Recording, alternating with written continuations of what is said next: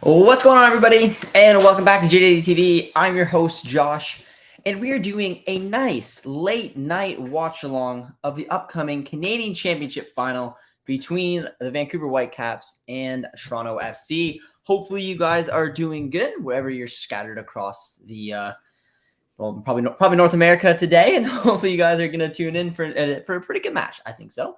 We'll see what you guys are saying, but I have the lineups already ready. We're gonna have a nice little pregame show here before we get going. Over at around 10:30 will be kickoff. But without further ado, guys, let's just get right in the chat for this watch along.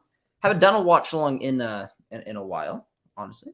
I think the last one I did was the 2020 one, which happened in 2022. But let me know where you guys are tuning in from today. Let me know who you're cheering for. And we'll just have a nice little discussion before we get going here.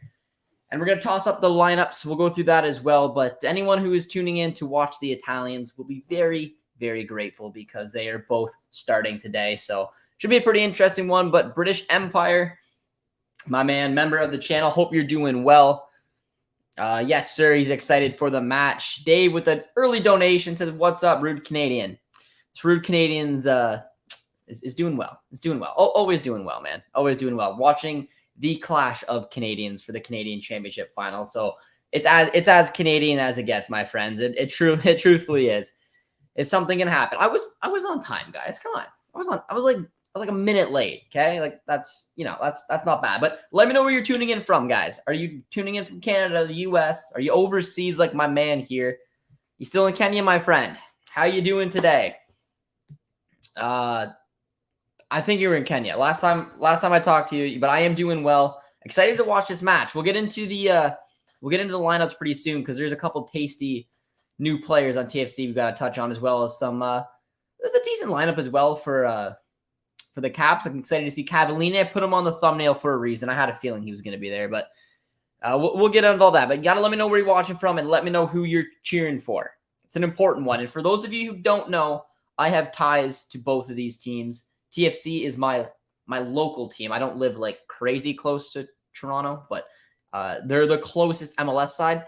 But I was very close to working for the Vancouver Whitecaps Academy in London, Ontario. So I before COVID came, my life could have been a little bit different. I worked for One Soccer. I'm very grateful, but I was supposed to be a coach for the Vancouver Whitecaps Academy. So that was the Whitecaps have a special place in my heart as well. I have family who lives in BC. So come on, like we're watching as a neutral today. I'm hoping for a really good match. Honestly, that's what I'm hoping for. But let me know who you guys are cheering for and why. Probably location is the number one. But so typical, the rudest Canadian to be late by a minute. One minute. I was late by a minute, my man. Come on, it's not too bad. British Empire said, "Hey man, I miss you so much." My heart. Hopefully you're doing well, British Empire. I missed you as well. Appreciate you tuning in today. I hope you're excited for the season. The Bundesliga season starts pretty soon, and I'm genuinely excited for it. How do you think BBB will do this year? Probably second, if I'm being completely honest, man. I think they're probably didn't help that Sebastian Haller, their new striker, went down, but I think with Lewandowski leaving Bayern will really change the complexion of that team. Depends if Sadio Mane can put up the numbers. I don't know if he won't put up the numbers that Lewandowski does, but if he can put up 20 or so, I think Bayern will still be pretty deadly. But if you guys are just tuning into the watch along, guys, be sure to drop a like, say hello in the chat, drop a sub if you're new, and hopefully you guys are getting excited for a fun final. We'll get to the lineups very soon, and then we'll get into some predictions as well. Just want to get through the chat. What's up, Josh? JJD TV fan, how you doing, my man? Tuning in from Ireland. You must be up pretty late if you're tuning in at this time in Ireland, no? Riley's tuning in from the U.S. Riley, how you doing, my friend? Yeah, I was in Kenya. I'm in Orlando now, my man. Very cool. You travel all over the place. Gonna go to Orlando City match or what? Tuning in from Cali. Not bad. From Toronto. So I can assume that you're gonna be cheering for TFC. It's gonna be pretty cool, man. I'm pretty excited to see the Italians get a walk into a final like this, have a very early chance of winning some silverware and getting them into the CONCACAF Champions League. Cheering for TFC. Insigne is already the best player in Canadian football history. Ooh, Josie Altidore just getting a shot on there. No, I don't know. I don't know, man. Let me know. Do you think Insigne is the best player to ever play in the MLS? Or I guess maybe for a Canadian, probably for a Canadian side. I don't know about the MLS, but I don't know. Let me know. Who do you think is the greatest player to ever play in the MLS? I'll reword your question like that. Insigne's up there. Zlatan's up there. Whitecaps are so close to me. So are the Sounders. So you got a little nice spot for the Whitecaps. Beautiful area out that way as well. Josh, I've never seen any of these two teams. Who should I support? I don't know. I don't know how to describe the two different ones. I mean, I don't know. I would say probably the favorites today. I mean, you're going to recognize some of the names here. We'll go through the lineups quickly and we'll get back to the chat. Hopefully you guys are doing well. But let's just take a quick look here at TFC. They're lining up in the, I mean, I'm assuming maybe it's going to be, trying to take a look at how this might line up. It's showing a 4-3-3. I don't know if that makes a ton of sense. I feel like a 4-2-3-1 or maybe a back three would make a little bit more sense. But Bono's in net. I think he deserved the start. Thompson starting at right back really has found a home there. O'Neal, McNaughton, the two center backs. Crescito's going out at left back. Then you got Nelson, Bradley, and Osorio as your three-man midfield. And then you have Insigne out on the left, Bernardeschi out on the right, and then Jimenez up front. Pretty different looking TFC side, guys, than the last few we've been able to see. I'm not sure if it's going to be, it could be a 4-3-3 like that if Nelson's going to play as a midfield. Maybe a 4-2-3-1, Insigne or Bernardeschi plays as a cam, Nelson and Insigne on the wings, or they go into a back three with Nelson at wing back. But I don't know. I feel like the 4-2-3-1 or some variation of that. But I don't know. We'll see. And for the Whitecaps as well, pretty strong side. Korver's in net as well, which was interesting. I didn't know if he was going to get the start or not, but it's good to see him back in there as well. Dahome going out at right wing back would be very dangerous. Nerwinski as well. Backman. Russell Tyber's in there. Kubas, Raposo, who has impressed me a lot this season. Ryan Gauld up as the cam. Brian White and Lucas Cavallini as the two strikers. So it's a pretty strong side. I'd say it was pretty close to what me and Alex put together for our preview. I don't think he put Cropper in net. But I think other than that, Alex pretty much nailed the Whitecaps. And for TFC, I believe I had all the same players except I had Mark Anthony Kaye instead of Nelson. And on the bench, Akinola's in there. Marshall Ruddy's in there. Daniel Henry's on the bench as well, which is very interesting. Julian Gressel, nice pickup as well for the Whitecaps. Michael Baldissimo, Brown as well. So it's a pretty solid looking starting 11, in my opinion, for both of these two sides.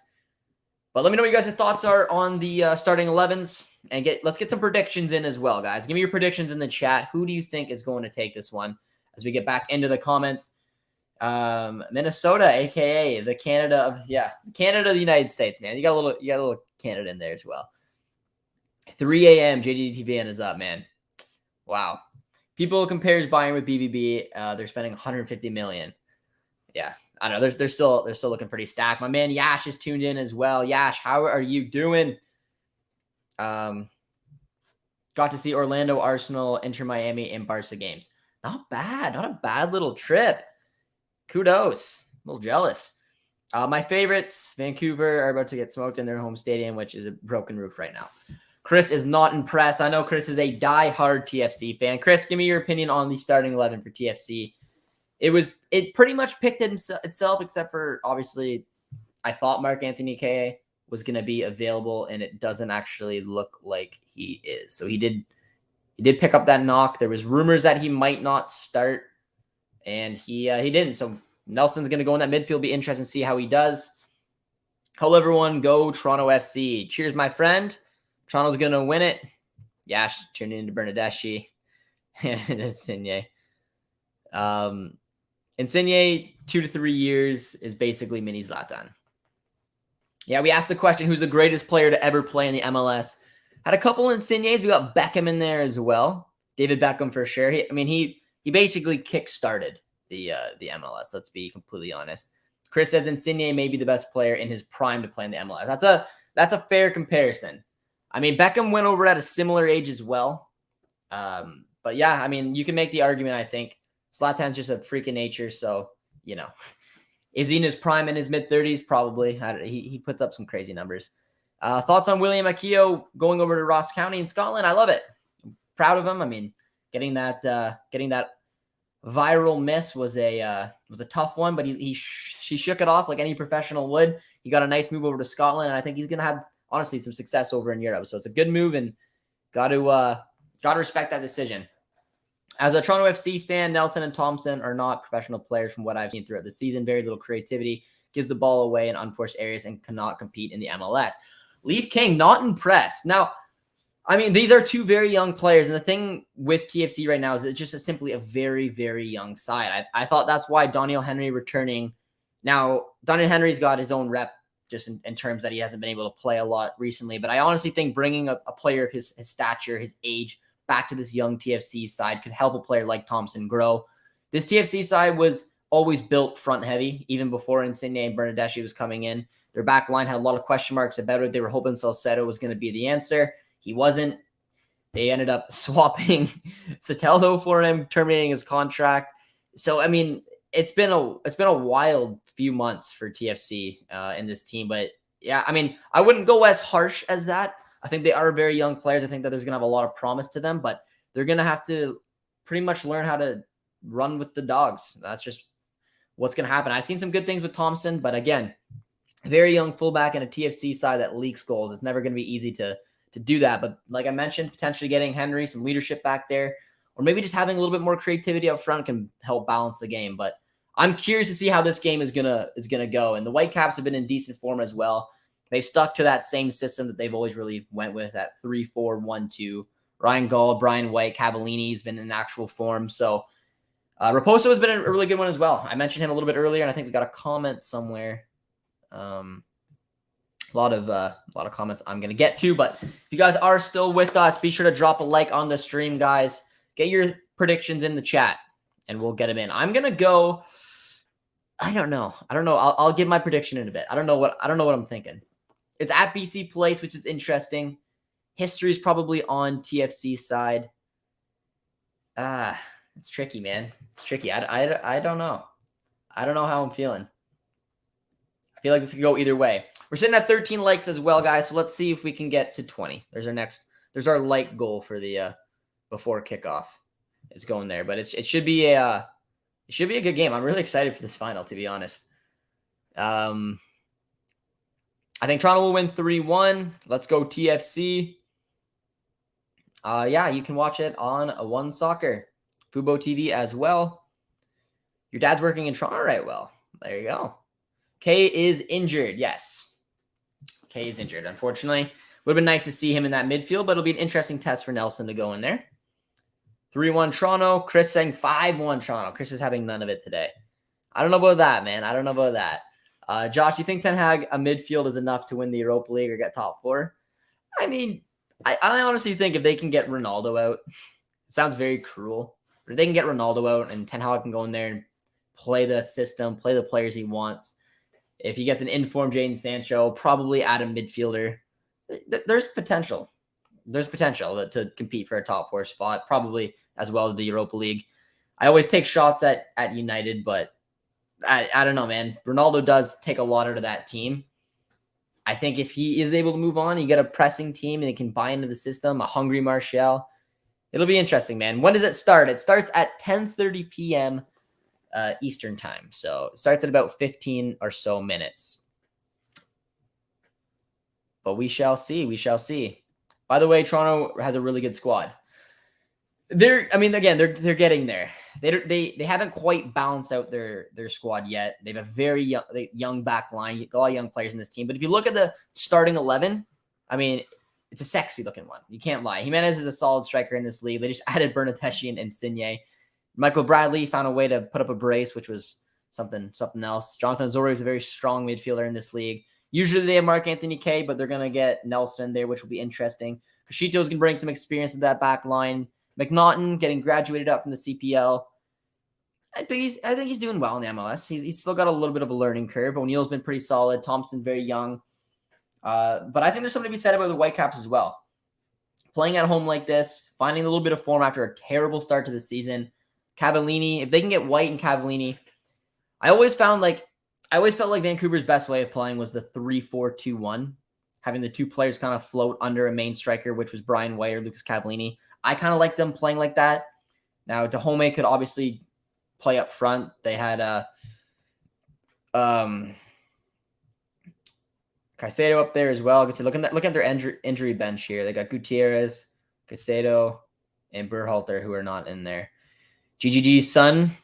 Any U.S. fans in there might recognize that young man. Hello from Jason. How you doing? Let's go TFC. How much is Insigne getting paid per week? Does anyone know what Insigne is getting paid? It's an enormous amount of money. TFC will destroy no matter the Whitecap. I don't know, man. I think it's gonna be a good one. I think this is gonna be a good match. It's beautiful that there's a Champions League, CONCACAF Champions League position on the line. I think it's gonna be fun, man. There's a lot to be playing for tonight. There's the pride. The stat, if I believe, is correct. I did it in my preview. I can't remember exactly what it is, so don't hold me to it. But I believe it's they met 5 times, something like that. TFC and Whitecaps in finals, and TFC won them all. Now they were all double-legged. This is the first single leg, so it's advantage Whitecaps. They have the home, but they also don't have the Italians, so did a few kicking and screaming references, but it's fine. I heard Insigne gets played like 12 mil a year. That makes sense. That makes sense. Gets 15 a year. Wow. I want Ronaldo to leave. I'm Canadian Portuguese. I hate this drama. Yeah, I mean, I think that if Ronaldo moves on, I think you just go back to Sporting, man. Go home. You're 37. You want to play in the Champions League? Do it with your hometown club. Win it. Maybe help them win a championship there. That's what you want to do. Nobody wants him at his age, unfortunately. It's a shame with a player who's as big of a legend as he is. But United want him, but he doesn't want to stay in United. So kind of running out of options here. But got another super chat coming in from Dave. Big shout out to you, my friend. I appreciate it. I want Toronto. They would do better in the CONCACAF Champions League. Yeah, I mean, it would be sexier for the MLS, obviously, if the CONCACAF Champions League could have a player like Insigne and Bernardeschi in it. But it's going to be no walk in the park, man. I truthfully believe this is going to be a good tie. I'm very 50-50. I think that this TFC side, even though they just added these 2 studs and came off an impressive win against Charlotte, they're still building blocks. This is a different game than a regular MLS match. This is a out-and-out final. There's a lot on the line. It's the pride of Canada. It's the opportunity to play in the CONCACAF Champions League. There's a system in place where these players are going to be new to it. The nice thing about the Whitecaps is they're playing at home and they don't have that surprise element. They have Julian Gressel, who just came on the bench, who I personally think is an excellent fit for this side. But for this type of performance, for this type of match right now, I don't know. I would almost lean towards the Whitecaps in it, unless obviously the Italians just explode. I mean, they're the wild card. I don't know. I'm really intrigued for this match, and I'm excited to see how it goes. Is the only way to watch the game on One Soccer? Yes, or Fubo TV. Highest in the MLS? Yes, it is. How's Ayo Akinola getting along these days? He's doing well. I mean, it's a shame he was in great form before the injury, obviously, coming up with the national team. Had a nice chemistry going with Pozuelo. Times have changed. He's kind of, I think, on the outside of that starting 11 looking in. So curious to see how this upcoming season or the rest of the season will be for him, especially with the new acquisitions that TFC did pick up. And Cindy and Bernardeschi both better score today. I'm excited, man. I'm excited to keep an eye on them as well. I mean, that performance, that little touch that Insigne had in that last match for Michael Bradley. And I don't know what Michael Bradley decided to come on here and put on a show in that last match. Man scored a brace. And that the speed and the composure to chip it over the keeper was a ridiculous finish. But all right. How many likes are we at, guys? We said 20. All right. Kickoff is in 9 minutes. Next late goal is 30. 30 before kickoff. I have faith in you guys. As Canadians, we can do it. We're solid people, I think. De Jong coming. Man, Frankie De Jong has made it so clear that he does not want to go anywhere near Manchester United. It's almost embarrassing to chase him at this point.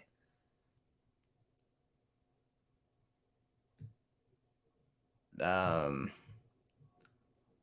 believe that Pacific beat the Vancouver Whitecaps before they could beat. I mean, the Whitecaps had that curse, man. They had that curse. But the nice thing about the Whitecaps is they had to take out 3 CPL sides on the way to this final. So they broke that curse and then some. including one of the hottest CPL sides in Calgary FC. So big shout out to them.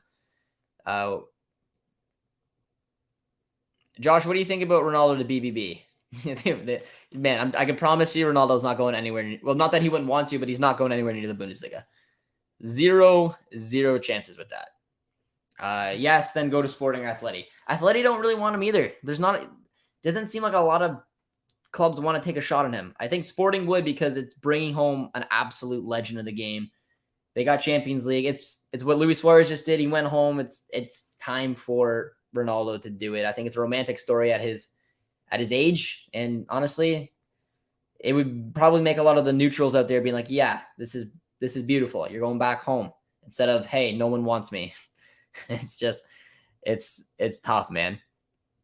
Why, the Bundesliga too hard for him? No, man. Bundesliga's got a different structure. They're not gonna go out of there. Not even a club like Bayern, I don't think. I mean, we can ask him right here. We got my buddy George is coming here, but there's specific things around the Bundesliga that make it very difficult for them to go out there and pick up a player like Ronaldo at his age, on his wages. They don't want to do it. It's not really part of their philosophy is the only easiest explanation I could have. But friend of the channel, George is a massive Bayern fan as well, and I think he would agree with me. And there's a lot of reports on it. Ronaldo offered himself to Bayern. Bayern don't want him. I doubt Dortmund could even, if they wanted him, could afford him. No one else in the Bundesliga could. It's basically just those two, and that's a stretch. Probably just Bayern realistically. Bayern don't want him. No one in the Prem really wants him, except for Chelsea. I don't know, man. It's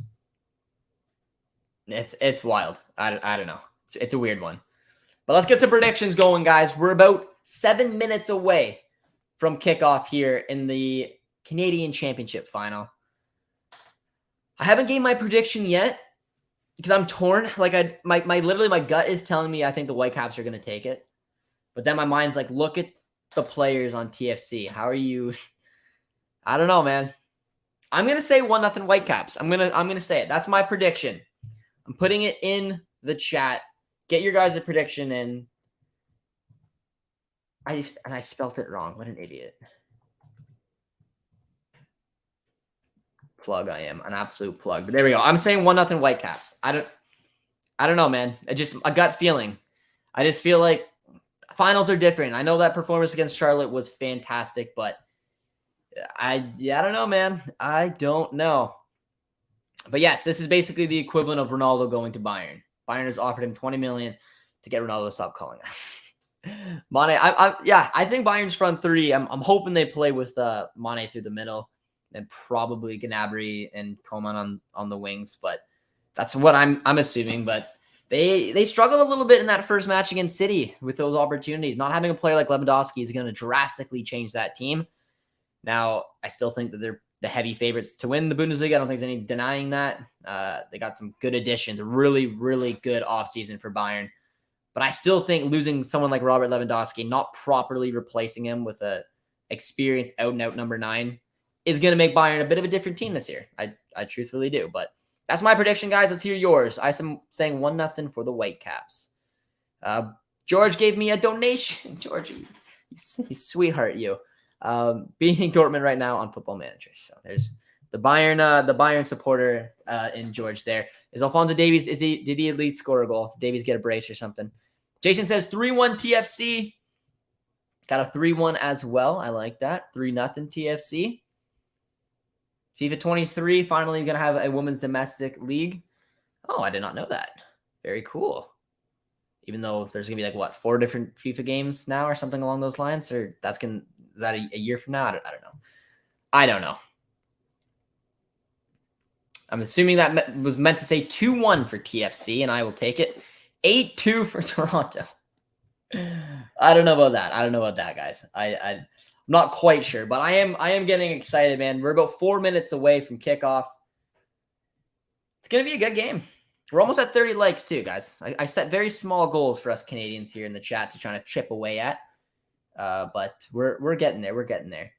But George, what would you have thought if those very quick rumors of Jonathan David going to Bayern Munich were true? Would you have liked it or no? Because I don't think he's that proper Lewandowski replacement, but the Davies connection, one of the better strikers available. Thought it was an interesting one, but they disappeared quickly. But I hope Jonathan David goes to the Premier League. See, I personally don't. If it was up to me, I would put. I mean, I would have loved to see David, honestly, in the Bundesliga. I feel like that's where he would have thrived. I think a lot of North American players do very well there, Canadian and American speaking. I think a club that could fit him would have been Juve, and there's proof of it because they lost Murata, and they're targeting players like Timo Werner, and there's another one, and Anthony Martial. So I think if they would have went out there, because they played in that 4-4-2 system last season, I think Jonathan David really could have been a good partner for Vlahovic. He had that big, strong number 9, little tricky Jonathan David dropping into pockets, playing off of the striker. I think they could have made a really good duo, but unfortunately, I don't know if that's going to happen. They're targeting a player like Timo Werner. I don't get it. Not George's favorite player as well, but yeah, and I don't think United are going to let Martial go. So I mean, maybe my random rumor I'm making up could potentially happen, but we're gonna have to wait and see, ladies and gentlemen. Only for the nostalgia of having Canada's best players, so you'll be forced to watch Bayern because again, I watched almost every Bayern match since I've started covering and working for One Soccer. So there you go, George. There's a little bit of love in there. I haven't missed Uno. Have not missed one. But I like the transition between the team because I truthfully believe, hopefully, the Bundesliga will have a more competitive season. That's what every fan of the Bundesliga wants to see. But the other big thing, in my opinion, is that I truthfully believe Robert Lewandowski is that big of a loss. And we're going to have to wait and see. But big donation coming in from Dave once again. I appreciate it, Dave, helping the channel out. Very, very nice. Do you think the expansion of the CONCACAF Champions League that we might be seeing some USL and Canadian Premier League teams more involved in that tournament that don't have to go through qualification? I haven't really seen the new plans. I've heard like little bits and pieces. I know more. I think that it'll give Canadian Premier League 2 opportunities to qualify. Plus, then if a Canadian Premier League side wins the Voyageurs Cup, I believe there could be no Canadian MLS sides and 3 CPL sides. Someone correct me if I'm wrong. I don't know about the USL. I don't remember hearing a lot about that, but I do think the expansion's good. I think that this could be a tournament that hopefully can be prolonged, kind of like the actual Champions League does. I think it's missing a little bit of that, but I think it's going to be interesting nonetheless, and I'm excited for it, and I'm excited to see, obviously, more countries coming in, getting involved, and as well as seeing it being spread, and the Mexicans not dominating, and we just seen a little bit of the end of that with the Sounders being the first MLS side to win that. We will keep Martial.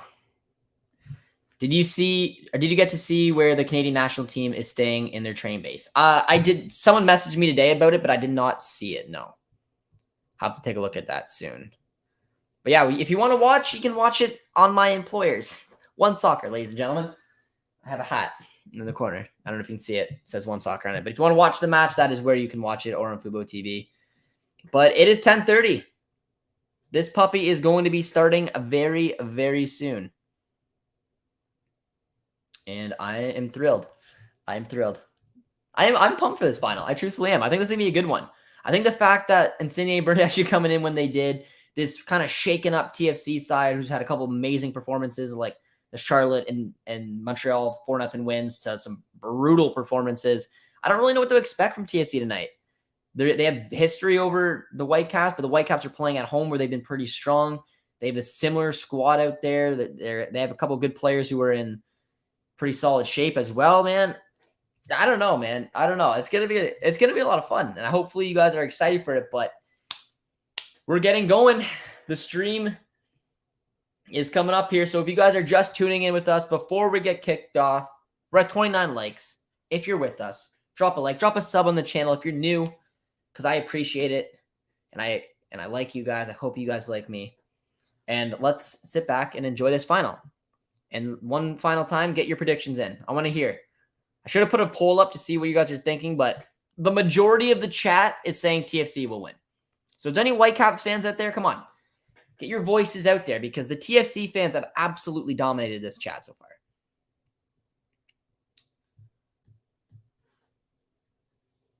My second favorite MLS team after TFC.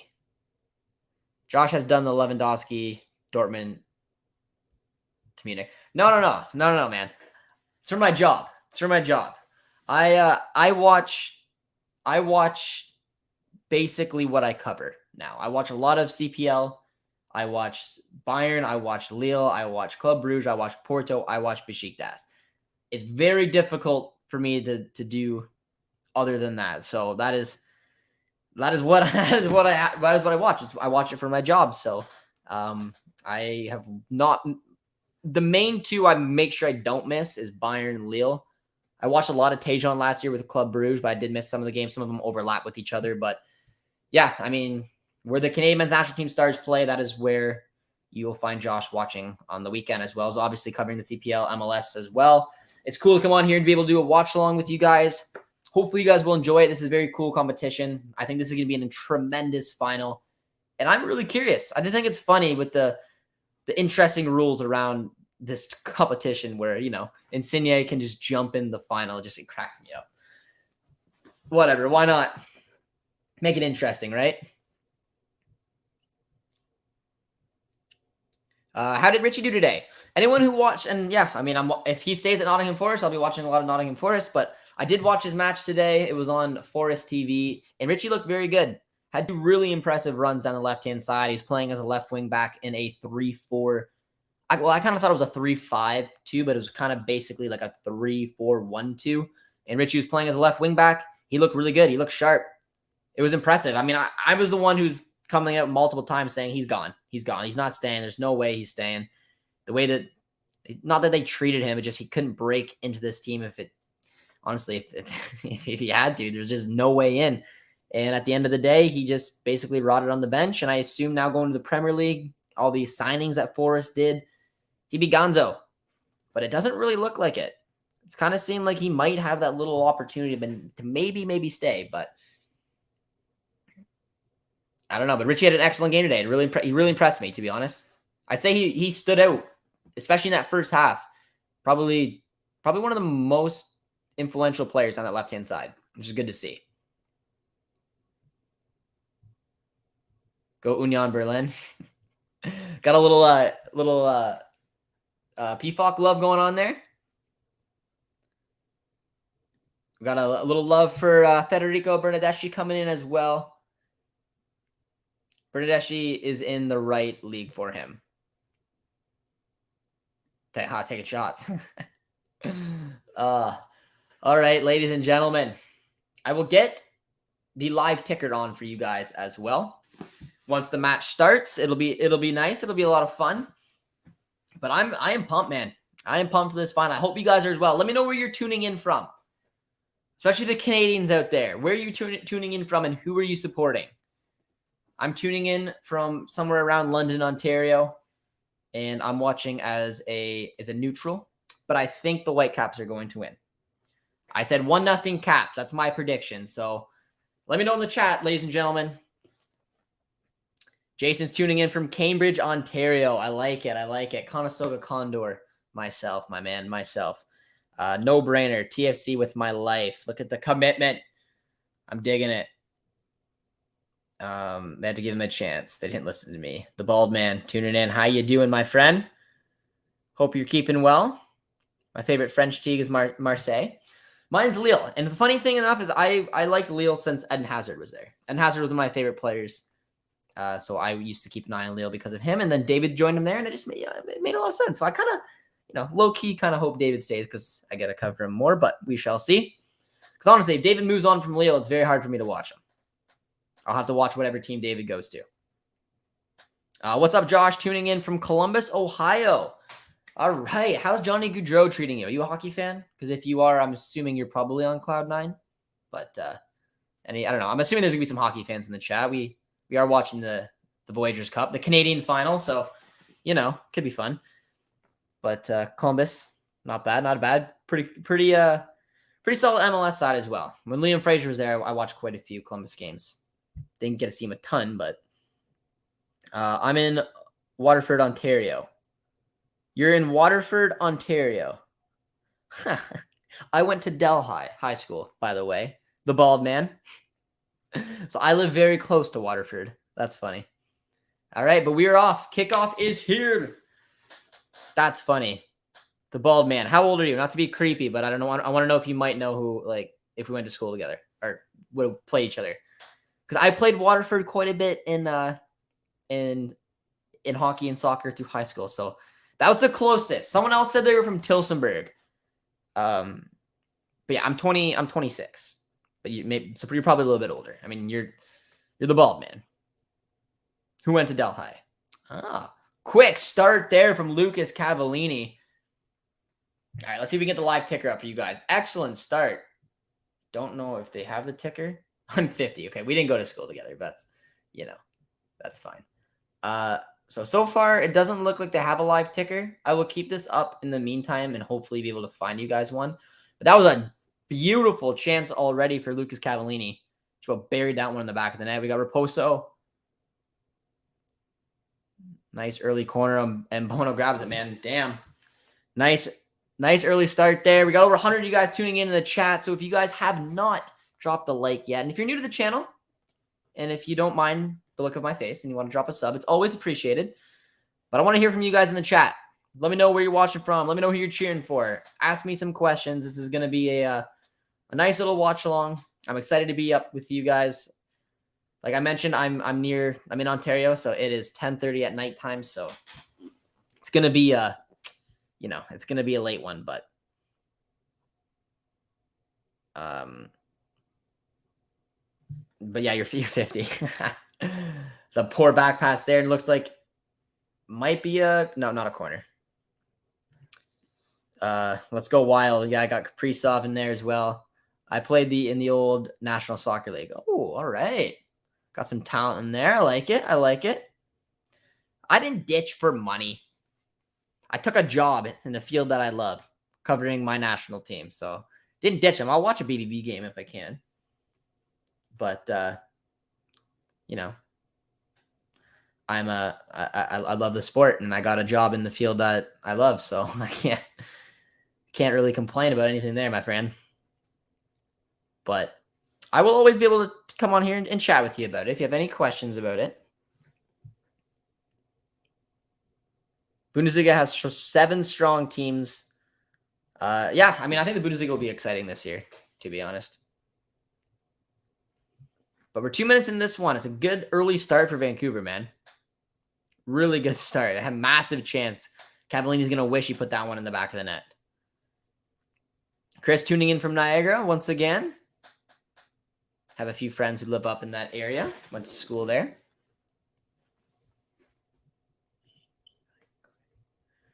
All right, I'm going to see if I can find you guys a nice little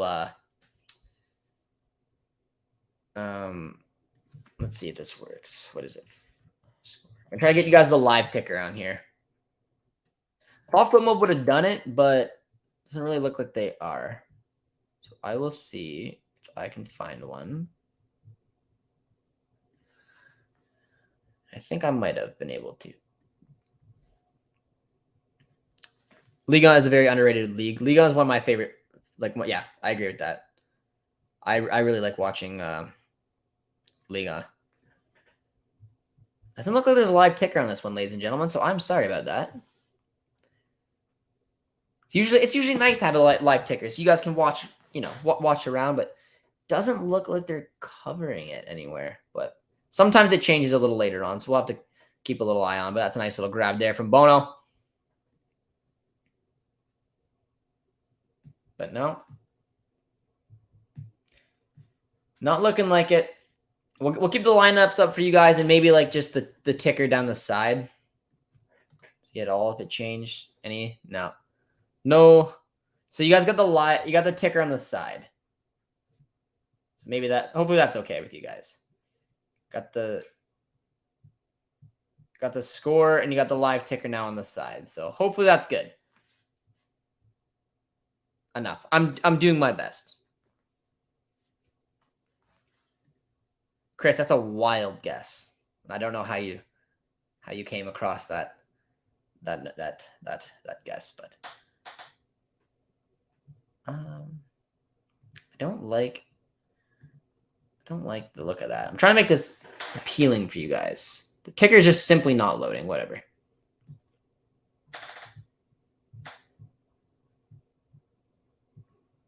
All right. Well, that's the best I got for now. So stay tuned. Stay tuned. Hopefully it will. Hopefully it will be better. But I tried. Give me kudos at least for that. You guys got the score. You got my play-by-play. That is kind of what we're going to be doing here. Because no sites decided to give the ticker for you guys. So it is what it is. But let's carry on. Get into the chat. Let me know how you guys are doing today. The BC play is looking bumping right now. I'm not going to lie. It looks good.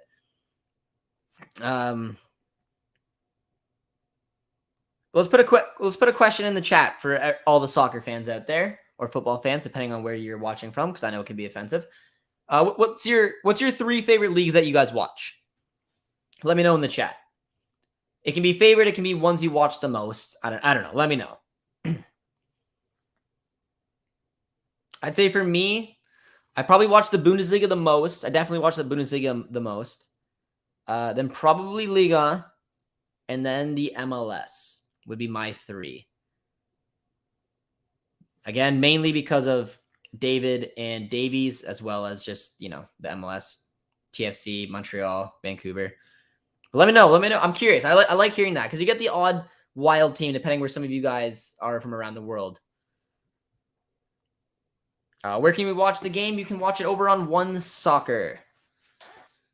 And I work for them, so, they don't pay me to say it, but, in a way, I guess, maybe they do.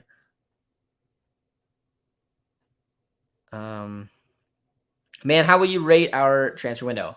I think Dortmund did an excellent job this transfer window. I think the Bundesliga is going to be fun. I think that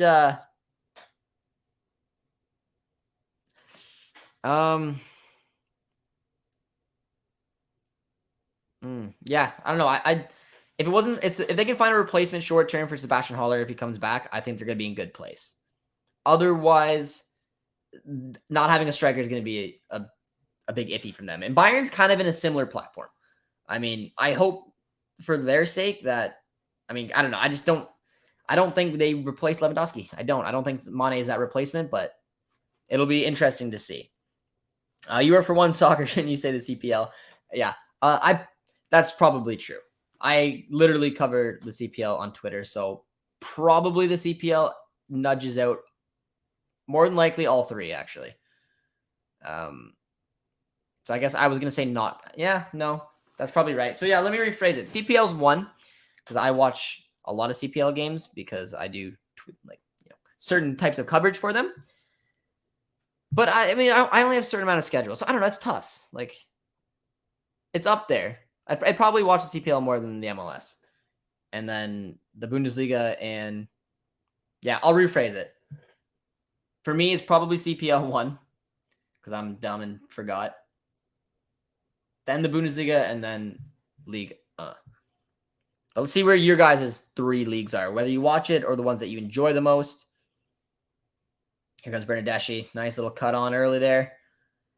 JJD TV fan says he watches the Irish Premier League, or the League of Ireland, Premier League, Bundesliga, Premier League, and Serie A. Premier League, MLS, and La Liga because of El Clasico. Fair. Premier League, then La Liga, Serie A, Bundesliga, Dutch League, Portuguese League, MLS, Liga in that order. David says Serie A, Liga, Bundesliga.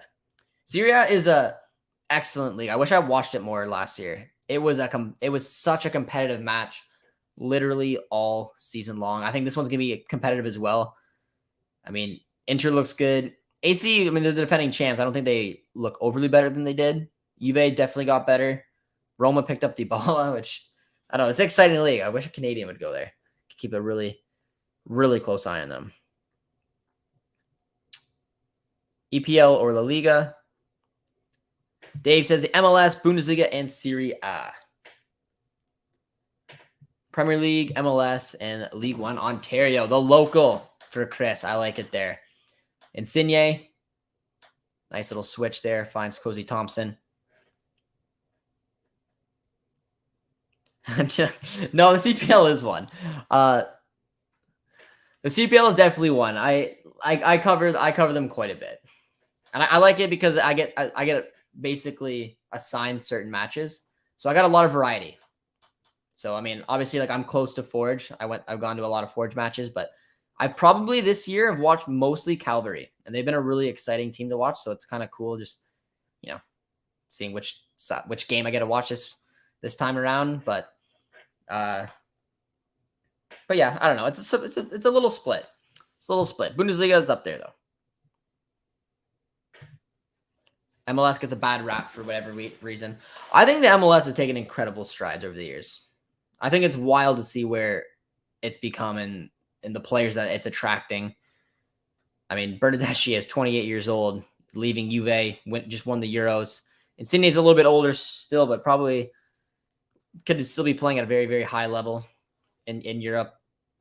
There's young players coming from Argentina, Brazil. I don't know, man. It's a very interesting league. It really is. A lot of interesting leagues that you guys are saying. Jason says Serie A because of AC Milan, Inter, Juve, Napoli, Roma, Lazio, Fiorentina, and Atalanta. Trying to get into the MLS some more. Very cool, my friend. Where are you tuning in from?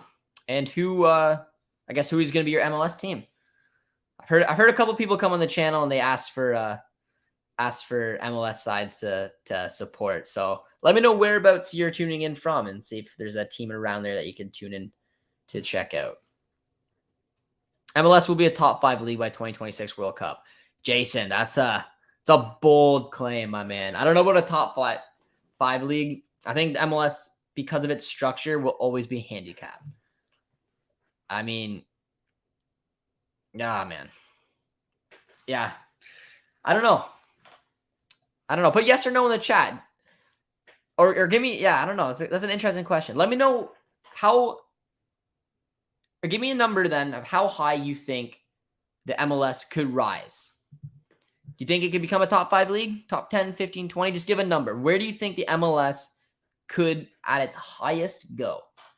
I don't think it could break into the top 10 unless it lifted its multiple restrictions around players that they can sign, DPs, foreign players, homegrown players. It's difficult to do that in a league that's handicapped and also just not playing in Europe in itself. It's an interesting question because it's such a beautiful league to follow because of the restrictions. It makes it so difficult for the management to basically try to grab this side and turn it into a team that is competitive but follows all the guidelines, which is why, I don't know how TFC did it, bringing in Bernardeschi and Insigne. It's an interesting question, but I like it. But let's see what some of you guys said. I asked, what's the highest you think the MLS could reach? Yash says top 10 by 2040 earliest. 5 to 6 max in the next 20 years. MLS will be a top 10 by 2030, even if it's a bit stretched, but I believe it. The beautiful thing about the MLS is it's located in the U.S. 330 million people. They've seen what big leagues like that can do around the world. The playoff structure, it's different. It's just, I think it'd be very difficult to get Europeans more into it. But I do think it's got the luxury of getting players to come to the U.S. And like I said, it's not even doing it with players like Insigne and Bernardeschi like we're watching right now. But like seeing some of the young talent that has chosen MLS, Martinez was a really talented, Pini Martinez. He's playing in, I think, Saudi Arabia now. But at the time, I think he just won the South American Player of the Year. Could have went to Europe, and he chose to go to Atlanta United. It was a bust, but they can attract a lot of good players. It can give you a lifestyle as well. I don't know. It's an interesting product. It's an interesting topic as well. A lot of you guys are believing that MLS could be a top 10 club top 10 league in the next 10 years. I personally believe that's not out of the realm of possibility, but I think some restrictions will have to be lifted. But that's my opinion. The restrictions will start to get lifted as the money starts to grow. It's starting to happen already. I think that's a fair point. And there's Bernardeschi trying to create a little bit of magic there, but defended quite well. If you guys are still tuning in with us, be sure to drop a like. Let's set our next goal for 50. See what we're tuning in at right now. We're at 34. We're at 34 likes. I think we can get to 50. I have belief in you guys, you beautiful people. Did I miss a super chat from Dave? I did. There he is. In 25 years, MLS will be at 7th or 8th. I think that's believable. In 25 years is a long ways down. British Empire's having absolutely none of it. It's tricky, man. It's tricky. That's why I think it's a fun question to ask, but there's a good opportunity for the Caps. It's a good ball. Finds Christian Dahome. Oh, it's a good block. And then here comes Insigne the other way. Match is opening up a little bit more. But yeah, I mean, it's a good debate, man. Like I said, the MLS has a lot of things that it can offer to give you hope that this league could be something special. But I still think, I don't know, I still think there's a lot to be done. But yeah, I don't think the MLS is going to reach it anytime soon. But I mean, no one can know. 20, 30 years down the road is a long, long time. But I like the debate. Guys. MLS could compete with Liga MX pretty soon. MLS top 10 league. How many DP spots are we talking? Yeah, like I said, man. I think to even have a conversation of them being a top 10 league, a lot of the restrictions had to be lifted. I think that's my opinion, but I like what a lot of you guys are saying in the chat. I think it's very interesting. But there's a lot of good leagues around the world. But the US, man, it's got a lot to offer. It does. I mean, it's why you're seeing, but it's also in certain markets. No offense to Dave, no offense, my man, to Minnesota, but players like Bale and the big players aren't gonna go to United because they want to go to your Floridas, your mostly Californias, in my opinion. But I don't know, man. It's interesting, but I don't know. I like reading what you guys are saying. You're making a lot of good points. We're missing K so bad. We don't know why the coach didn't take him out when we were up 4-0. Yeah, I mean that's a big miss, man. The midfield's an interesting one right now. You can see clearly a front three of Insigne, Jimenez, and Bernadeschi, and then you're just missing that little bit of defensive well-roundness, in my opinion. Having Nelson play in the midfield, I don't think's the best idea, to be honest. I think having Osorio in there and Bradley will offer a little bit, but you almost need to have Nelson basically in that free roam because that's just what he's going to do. He's not a center mid. Mark-Anthony Kaye would be able to break up the play. He'll be able to go in transition. He's very good on the ball, good passer, calming presence. He's a very well-rounded midfielder that is definitely going to make this midfield battle a little bit more open for the Whitecaps. And it's been a pretty even match so far. 18 minutes in. I'd say the best chance already went to Cavallini in the opening seconds of this one. Scottish League is really good. Bro tried to slip in Scotland. Who put in Scotland? Did I miss something? Seriously, the MLS is 11 in the world right now. Top 10, Belgium, Netherlands, Portugal, Brazil, Argentina. Yeah, we haven't even mentioned the South American leagues as well. The Brazilian league is a pretty solid league. So is the Argentinian league. Corner coming out for the Whitecaps. Back post to Cavallini, completely unmarked. Here comes Gold. That's a good ball. Back door to Cavallini, and it's 1-0. It was Brian White. My bad. It was not Lucas Cavallini, but TFC was put under a ton of pressure there. And what a ball, man. What a ball from Ryan Gold. It was coming, man. I'd say in the opening 20-ish minutes, whatever it is right now, the Whitecaps have been the better side. The crowd's absolutely loving it. That was a beautiful, beautiful ball coming from the corner. Look at Gold just drift into space. One touch. That's a ball, man. And then a nice little header. Bono got a piece of it. He got a little piece of it. I don't know. What do you guys think? Should Bono have done better there? That ball is something else. That is absolutely gorgeous. Just talking about Scotland as well. The Scottish should be international. Ryan Gold with a peach. And then Brian White finds his form that he ended off last season with. 1-0 for the Whitecaps. If it remains as that, Josh's prediction comes true. But damn, man. What a start for the Whitecaps. 20 minutes in, definitely looking the better side. Let's see how TFC is going to respond. We've talked about them being such a young team. It's going to be a real test of character right now. I think this is where, hopefully for them, Insigne, Bernardeschi, some of these big name players have to do something magical here, but it's a good ball from Michael Bradley. But right, is there any Whitecaps fans? Let me know in the chat right now. Just put TFC or put Caps. Let me know who you're cheering for. Because I feel like there has not been a lot of Caps fans. I feel like I was the only one who said the Caps were going to win. Chris says goal. Whitecaps 4-0. All right, we found a Caps fan there for sure. We got a couple of them. As Nelson has a good little opportunity there, but a nice, easy save. But all right, some of the Caps are there. There we go. There we go. We got 3 or 4 popping out. I like it. I like it. Cole's TFC fan. Reds. Yeah. The chat definitely has a little bit more TFC fans than it does Whitecaps fans. But I didn't see any until now. So it's good to see 3 or 4 of you guys popping in there. And we got Chris coming in with the big 4-0 Whitecaps prediction. But that's a good start there.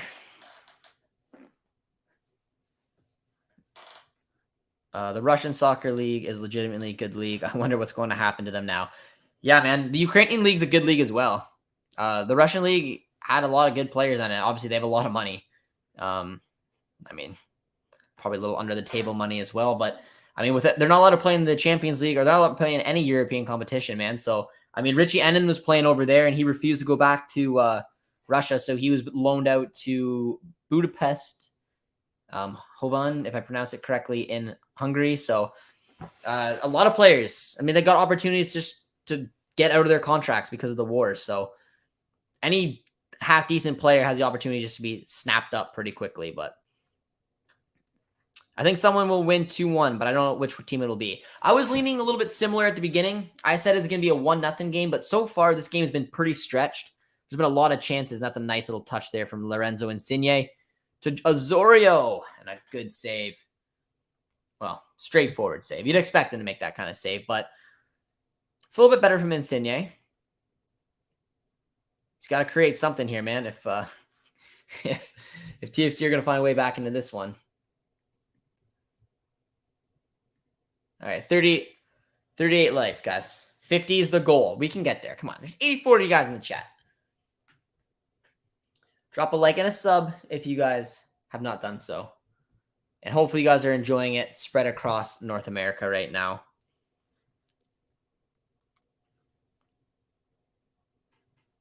That's a good ball, Lucas Cavallini. But Lucas McNaughton with a beautiful late challenge there. A lot of fans criticized Cavallini last year, but I think he's improved a lot this year. I'd agree with that. I was one of Cavallini's biggest biggest critics. I watched a lot of the Whitecaps. I watched just about every Whitecaps game towards the end of the season because they went on such an incredible run. It was such a cool story to see them come from basically what looked to be absolutely dead and buried to being able to go on in that incredible probably the hottest team in MLS to make the playoffs. And Lucas Cavallini was almost zero part of it, man. It was a little bit sad to see him just completely fall off. Brian White played absolutely fantastic. Did Footmob didn't change the score here, or what's going on? Oh, there you go. Just didn't feel like doing it now. All right, looks like we got a bit of a ticker. It's not the better ticker I was hoping for you guys, but it's, it's one in. It's an okay one, I guess. Trying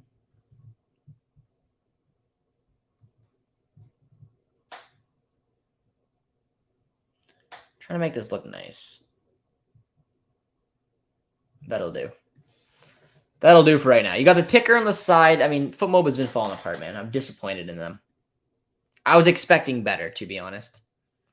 But Dave comes in.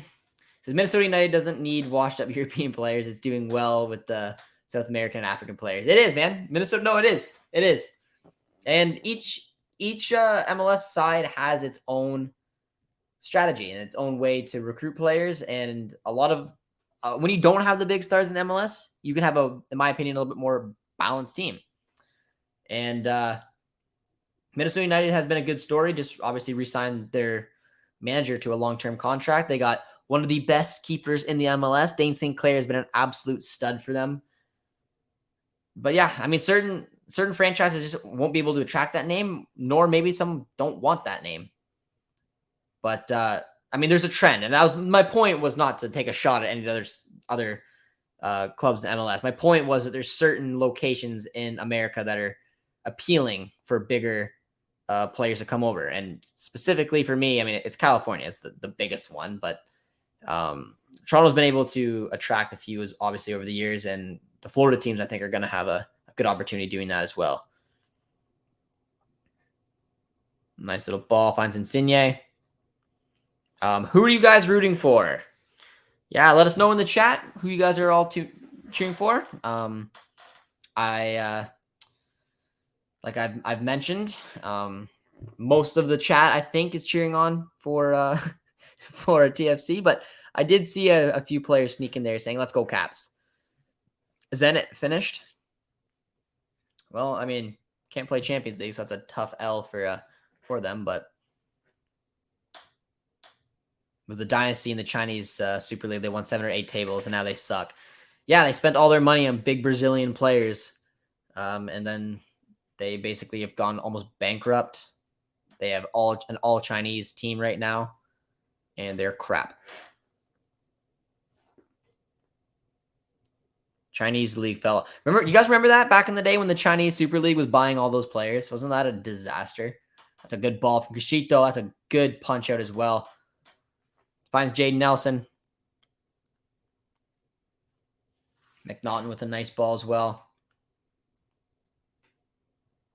It's a good ball. TFC getting a little more comfortable here. That was a couple good balls coming from the side.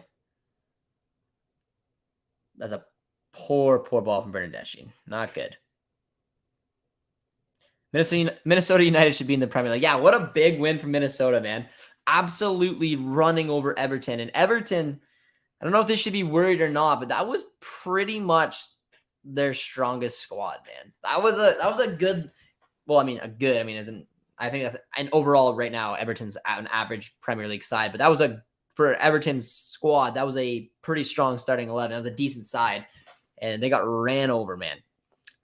David says no state tax in Florida. That is also very, very true.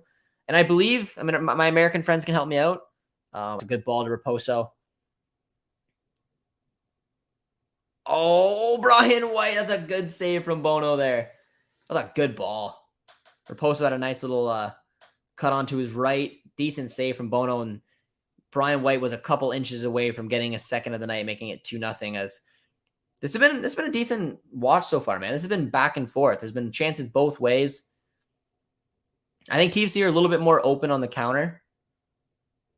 I think that back three really stabilizes the Whitecaps so far.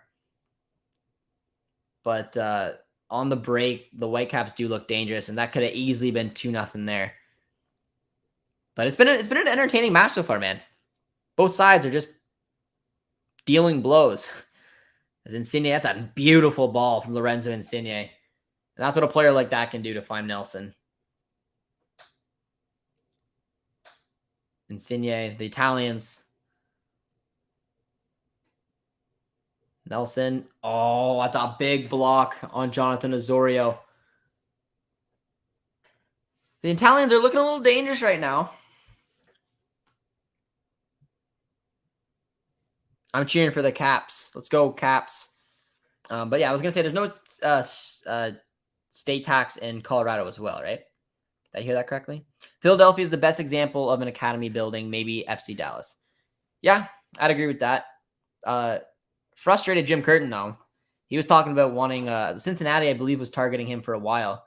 And Cincinnati has been spending some money and bringing in players. So Curtin was getting a little bit annoyed being in Philly, just having a lack of investments and players coming in, but looks like Bernardeschi's picked up something here.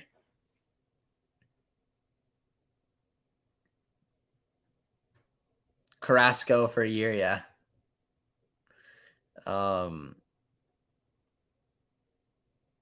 Let's go Caps. Yeah, they're the Cap. There we go. The Whitecaps fans they're tuning in. They're tuning in.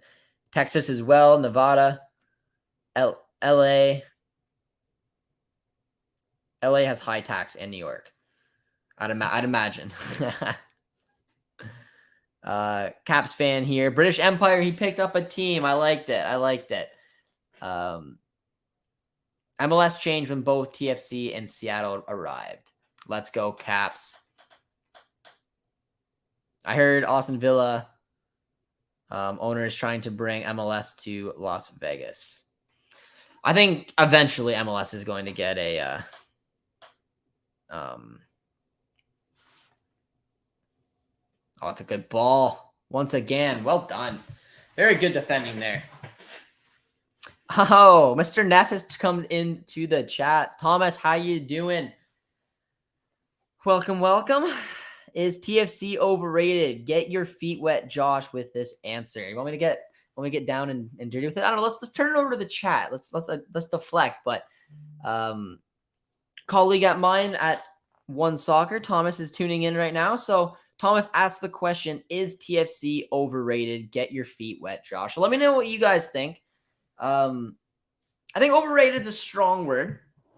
And I think it's hard to judge because of the new looking TFC squad. But I think at the beginning of the season, there was a little bit of hype around TFC. I think mostly because Insigne was coming. But when you looked on paper at that team that started off the season, and anyone who thought they were going to be good was not looking at the right way. So, I mean, it depends what you mean by overrated. As here comes that beautiful hit there, which is a little bit wide. But I don't know. I didn't have a lot of faith in TFC at the beginning of the season. I just didn't think they had a squad to compete. I think bringing in Federico Bernardeschi, bringing in Insigne, making some of the moves that they did, I think they're very lacking at the back. I still think there's a lot of pieces that need to come in here. I think Kay is a good start to the midfield. They lack a little bit of depth, but I'm looking at this back four. I don't think it's a team that can really compete for the MLS Cup, let alone playoffs. So, yeah, I don't know. Here's my roundabout answer. They need some more work. Would Phoenix be good in the MLS or Vegas? Vegas is gonna get a team eventually, man. Have you not if you kept an eye on the NFL going there, the NHL going there, the MLS, there's gonna be an MLS team in Vegas, and I bet you it's gonna do fantastic. It's almost a market for sports fans that just isn't failing at the moment.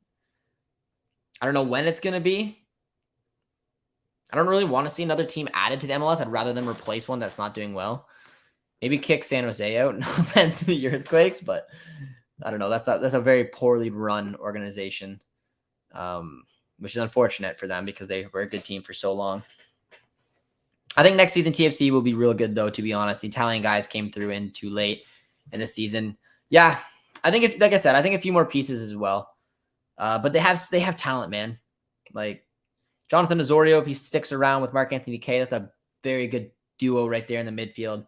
You have Jimenez, who's I think is a good scorer in this league. You have when Bernardeschi and Insigne start really getting their feet wet, maybe bring in a center back somewhere. You still have a DP spot open. TFC is going to be good, but look at this opportunity right here, man. They're just wide open at the back, and you got players like White and Cavallini running at them. They are not the quickest players, but they're putting TFC in this back four under a lot of pressure. Lacrosse is also in Vegas. Gretzky's a part owner of the Lacrosse in Vegas. Josh, what do you think about the World Cup being held in the U.S., Canada, and Mexico? I am very much looking forward to it. It's in 4 years' time. But we'll have to see. I don't know. I think Canada will be. That's hard to argue. I don't know. Would you any Canadian or anyone out there? Do you think Canada will be better in 2026 versus 2022?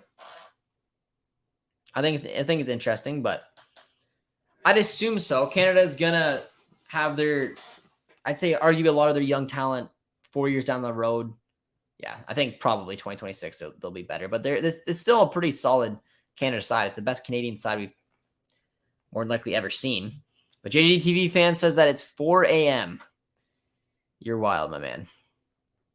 I appreciate you staying up for as late as you did. But yeah, I could get some rest, man. 4 a.m. I appreciate you tuning in, but it's got to be late. It's got to be late.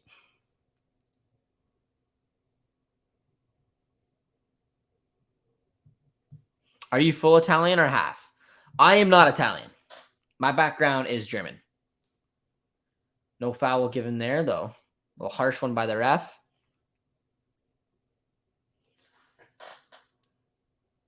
Pass the balls to the Italians. Kicking and screaming. I know. Nice. Defended well. TFC are doing, I mean, I know it's a joke because it's kicking and streaming, but I mean, Bernardeschi and Insigne have had the ball a lot. That is literally kind of the the game plan here, is get the balls to, you know, the best players that they have on the team, which is a fair strategy, I think. But a lot of balls are being whipped in the box, I've noticed so far. TFC, or whether they're a little inverted, they're kicking out to the wings. It seems like the number one thing they're doing is they're just simply whipping the ball into the box and kind of hoping for the best. And there hasn't really been like an aerial presence right now. Jimenez hasn't been up in there, and they're just kind of getting easily defended. I think TFC should probably try to play with it a little bit more, try to find the space and try to break within. As Insigne just, going for the roof. It's a tough one, my man. Tough one. The top Canadian talent are still young. They'll just be entering their prime in 2026. I agree with that. Hey, Italian didn't qualify for the last 2 World Cups, but remember, qualifying for in Europe is way harder than it is in CONCACAF. CONCACAF's a grueling one, though, man. It's a grueling one. Who thinks the Whitecaps are going to score again? If I had to put money on who's going to score next, I would say the Whitecaps as well. They just look a little bit more comfortable in this match right now. And that's what the point I was kind of talking about earlier with bringing in 2 polarizing figures like Insigne and Bernardeschi, is like, this team is going to play differently. This is basically like a brand new team as Bono goes down hard there. Cavallini with a big hit, but it is different. It is difficult. It truthfully is. Like, you have a team that is playing a certain way for this season. They've struggled throughout the season, and then you put in big 2 pieces, which if TFC wasn't doing so bad, obviously it's going to make them, you know, pick it up a little bit, but it's still hard. You gotta get some weeks to kind of break in. I mean, they had an incredible match to begin with. It doesn't mean every match is going to kind of go that way. And you're seeing bits and pieces of it. Like I said, the ball has obviously found Bernardeschi and Insigne a lot, but they're not doing a lot with it. They're just kind of grabbing it, and they're just trying to put in quality passes, which is something they're good at. There's been no end product on it. It just kind of seems like there's a little, the cohesion isn't quite there for TFC right now. Where the Whitecaps, who've been playing together all season, they found some good form. They have great home form. They know what they're doing, and it's been an interesting little match so far.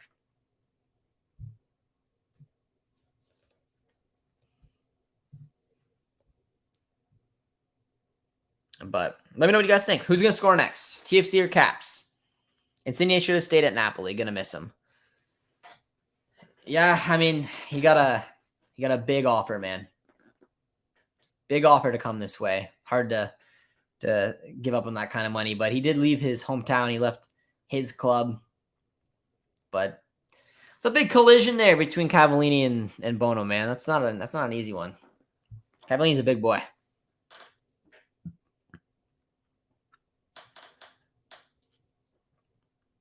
Is it just me, or the World Cup songs kind of underwhelming this year? I don't know how to put this, but every World Cup song ever released after 2010 has been a letdown. I don't know about you guys, but come on.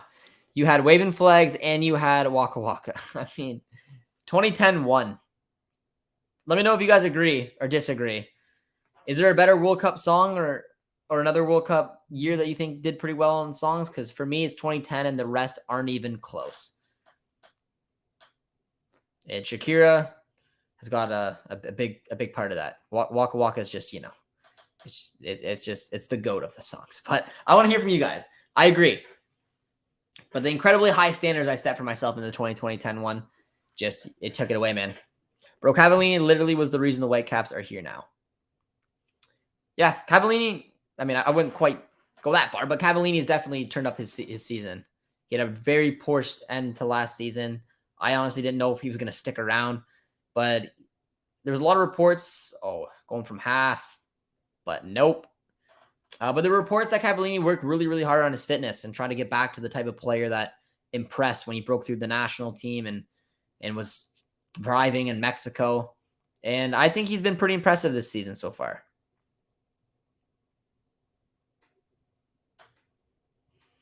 Imagine you got to pay to watch your local team play in a cup final. Well, I mean, you got to. It's on TSN. I mean, you still got to pay for it, my mate. It's kind of what this generation has been about.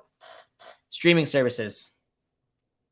But I mean, I don't know. I don't have cable, but you got to pay for it. So if it was on cable, I wouldn't be able to watch the game. I would have to pay for it.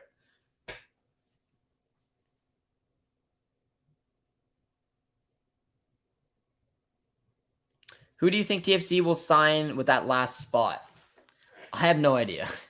I mean, there was a rumor that there's an empty locker between Bernardeschi and Insigne. A lot of links were Bellotti. That to me doesn't make a lot of sense. You have Akinola already there. You have Jimenez. I'd say probably. I mean, you could shift this team into like a 4-2-3-1. You could put a lot of money into a proper cam, but they're kind of walking away from that. So I was thinking maybe a center mid might make a little bit more sense to play. If Azorio moves on, I think a center mid is where you need to go. You still need to strengthen that back line, but a DP spot's not going to go there. I'd say if Azorio moves on, you have Bradley still, you have Kay, and you go in, you get a real good DP to come into that midfield as well, and you play with the 4-3-3. But let me know what you guys think.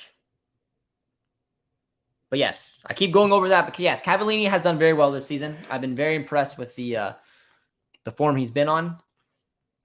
I still think, for the money that they're paying him, he's not quite living up to that price tag, but he's definitely been a much better version of himself. TFC will come back and beat the Whitecaps 2-1. My friends at BC Place right now, I'm going to text them. How's it going? Ask them how the atmosphere is, man. This looks like a really good match. It looks like it's packed. Does anyone know if they sold out? Or I don't know if it was sold out because BC Place holds a lot of people, but I don't know. If anyone knows what the attendance is right now, I'd be curious because it looks like it's pretty packed. It's a final. They're at home. Got the Italians in there as well. They need Donnarumma.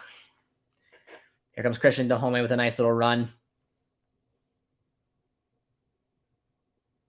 37 degrees in Vancouver today. Wow. We're getting close to halftime. If you guys are still tuning in with us, be sure to drop a like. Let's get 50 likes before halftime.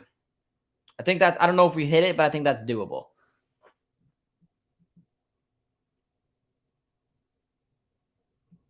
Nice little ball there. If TSC can get one before halftime, I think that will really change the complexion. But if Vancouver can hold on to this 1-0 lead going into this next half, man, I think they're going to be sitting pretty. I heard it's like 28K. Stadium holds 70, though. Ooh. Probably not the prettiest one to look at. I don't like when soccer when big stadiums don't fill up, man. Gold from distance. Bono had a nice little save there. But yeah, it's a little underwhelming. That's like the issue with some of the MLS sides as well. Is they use, the NFL stadiums. And if they can't fill it, it's a, 60, 70 person, 1,000 stadium having mid-30s in there. If Alphonso Davies was still at Vancouver Whitecaps, probably would have 50K. Maybe. I don't know about that, but 28K in like an MLS type game, it's pretty decent. How's Insigne playing? I mean, he's on the ball a lot. Hasn't really created a lot with it. So, I mean, I don't know. I'd give maybe like a 6.5 out of 10. He's trying to create some opportunities. He's always going to have the ball at his feet quite a bit, but so far, nothing's really went too much his way, as Ryan Gauld's looked really dangerous. And so is Raposo. He's had a good game so far as well. He'd be one I'd like to see maybe get a look at for the national team. He plays as a left wing back. It's a tough position. Oh, and Raposo. Oh, that was a beautiful opportunity. I think that would have killed the game, man. I think that would have killed the game right there. What a ball. Raposo, we were just talking about him being dangerous this game, and it just drifts by the post. And he looks furious. Oh, man. But yeah, he mostly plays as a left wing back in this this back three system. And again, it's just so difficult to get near the national team when you have, if you play with a wing back, you can have Davies there, Atakubi there, you have Edwards there, Gutierrez there. But I'd say Raposo, in my opinion, outdid Gutierrez. I'd start him over that, but what do I know? As someone who lives in Vancouver, imagine actually going to a regular pregame. We only get like 14 to 16. Yeah. I just saw an average attendance in the MLS, and Vancouver was near the bottom. I think Inter Miami is the lowest one, man. That's a nice ball. Here comes Bernardeschi.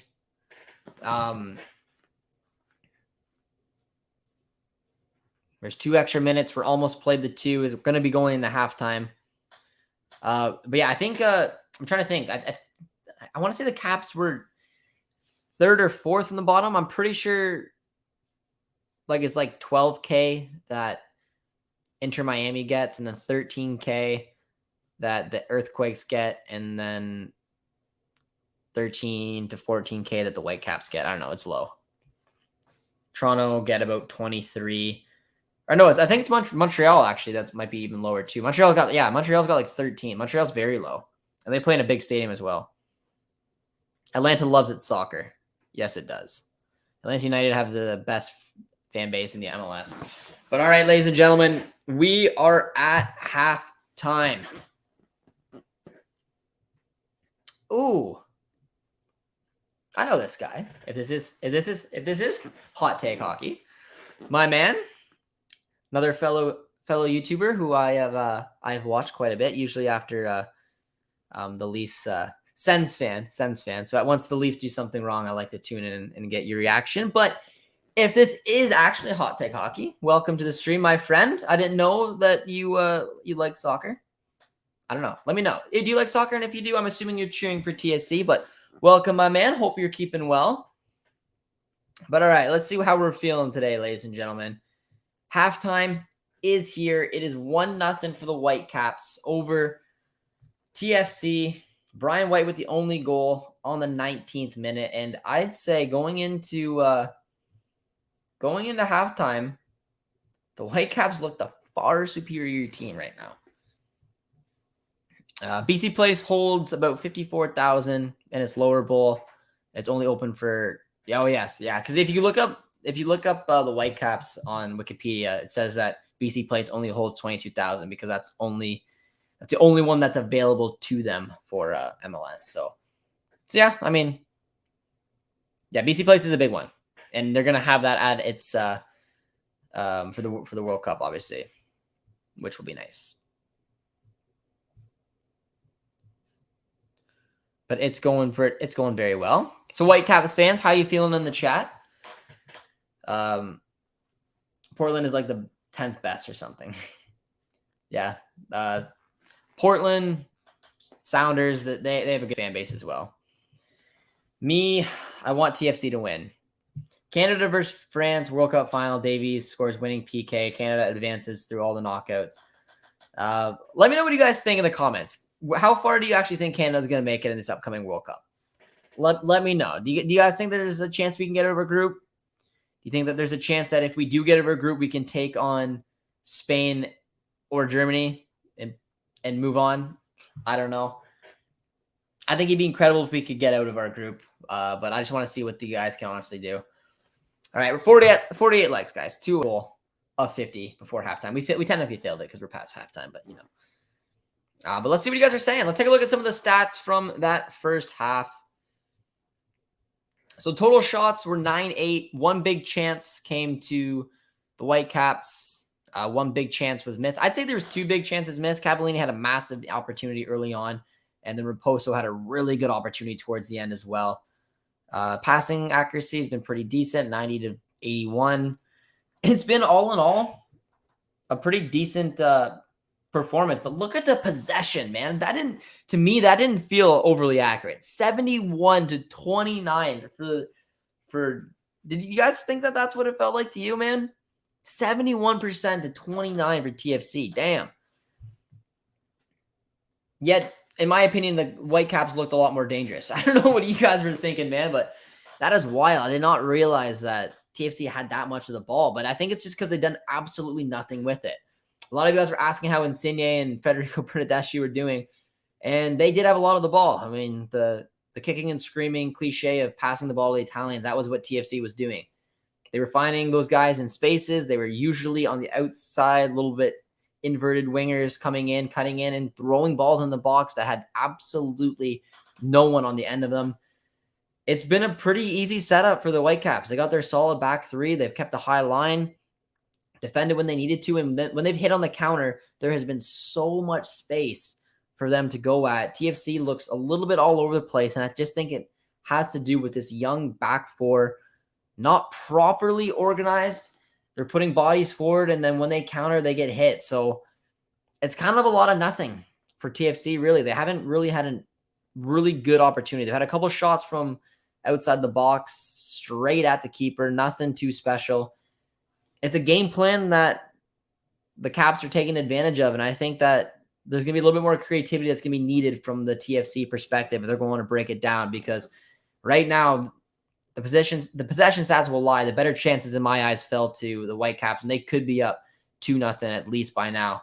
But let's get into the chat, see what you guys are thinking of that first half, as the Vancouver Whitecaps are 45 minutes away from heading to the CONCACAF Champions League and winning the 2022 Voyageurs Cup. I want the Caps to win. And my prediction, remember, guys, I said at the beginning, I said 1-0 for the Caps. It's big brain right there. As long as I can hold on to it. But 1-goal lead is scary to hold on to. It is. But if you, like you said, if you look at the possession stats, man, that's all Vancouver is going to be doing in the second half. They're going to drop deep. They're going to absorb pressure. And they're going to maybe hit a couple times on the counter to see if they can kill the game off. It's going to be a grueling second half. But like I said, they came to play with a game plan, and they've been absolutely living up to it. And that's the key of playing with a group of individuals who've been playing together throughout the course of the season. Vancouver knows who their strongest 11 is. It's written in the start. They've been playing with it. They know exactly what they have to do out there. TFC's kind of had their hot and cold streaks. Their couple good performances. The Italians came in and have absolutely, they won against Charlotte 4-0. That's an excellent start, but it's still different now when you're against this type of style and you don't know exactly what to break it down. These players haven't played together a lot. And all I've been seeing is the ball on Insigne and Bernardeschi's foot whipped into absolutely no one. It's that cohesion of playing together, which is why I don't know what this TFC side is going to bring out at halftime. I'm curious to see what Bob Bradley is going to do. If we take a look at the bench, like I scrolled by the bench, let's take a look at the bench. I mean, there's a couple games. I mean, Akinola's the only one. Maybe Marshall Ruddy is. There's not a lot of game change, I think, that could come on and make a massive difference. Akinola could be a wild card. But I don't know. Right now, after that first half, I think the Caps are looking pretty right now. But let's see. We'll hear from you guys in the chat. Now, Cavallini, if he scores on Courtois, I'm done. Whitecaps have been killing it in defense, especially in midfield. Yep. We talked about this a little bit earlier, but not having Marc-Anthony Kaye is a real bummer for TFC. He's so good at breaking up the play, going in transition, picking out a pass. He's just a well-rounded midfield that can come back and do a job and then lead the attack. He can play as a CDM, a center mid. He can even play as a dual cam, which is what we've seen him before. And Jayden Nelson doesn't really fit that profile of a player. I mean, Jay Nelson to me is an out-and-out winger, and he's been kind of put into a role that he isn't quite used to. And I think it's making that midfield pretty easy for the Whitecaps to go on, which is why in transition, you see so much space for the Whitecaps to punish TFC with. They look so open, and there's been massive opportunities for the Whitecaps to kill this game off, and they haven't been able to. But on defense, like we said, I mean, there's no real patterns of play with TFC right now. And again, I think it comes with a young group just not really knowing what to do now with these big acquisitions. But that back three have been hitting everything in sight. It's been difficult, man, to break them down. And unless TFC can drastically change the way that they're going, or there's some creativity that can be discovered, I think the Whitecaps are just going to bunker down and honestly have some fun. Do you think the Whitecaps are going to win? I do. My prediction at the beginning of the game was a 1-0 win for the Whitecaps. I thought it was going to be dirty. I thought they were going to find a way to hit on the break and score. And I have witnesses. There were some of you in the chat that heard me say it. I said 1-0. There's a comment at the beginning. But I do. Especially after seeing that first half, I think the Whitecaps are going to see this thing out. Hot take hockey, it's the Leafs year. I like that he dropped by. That was good.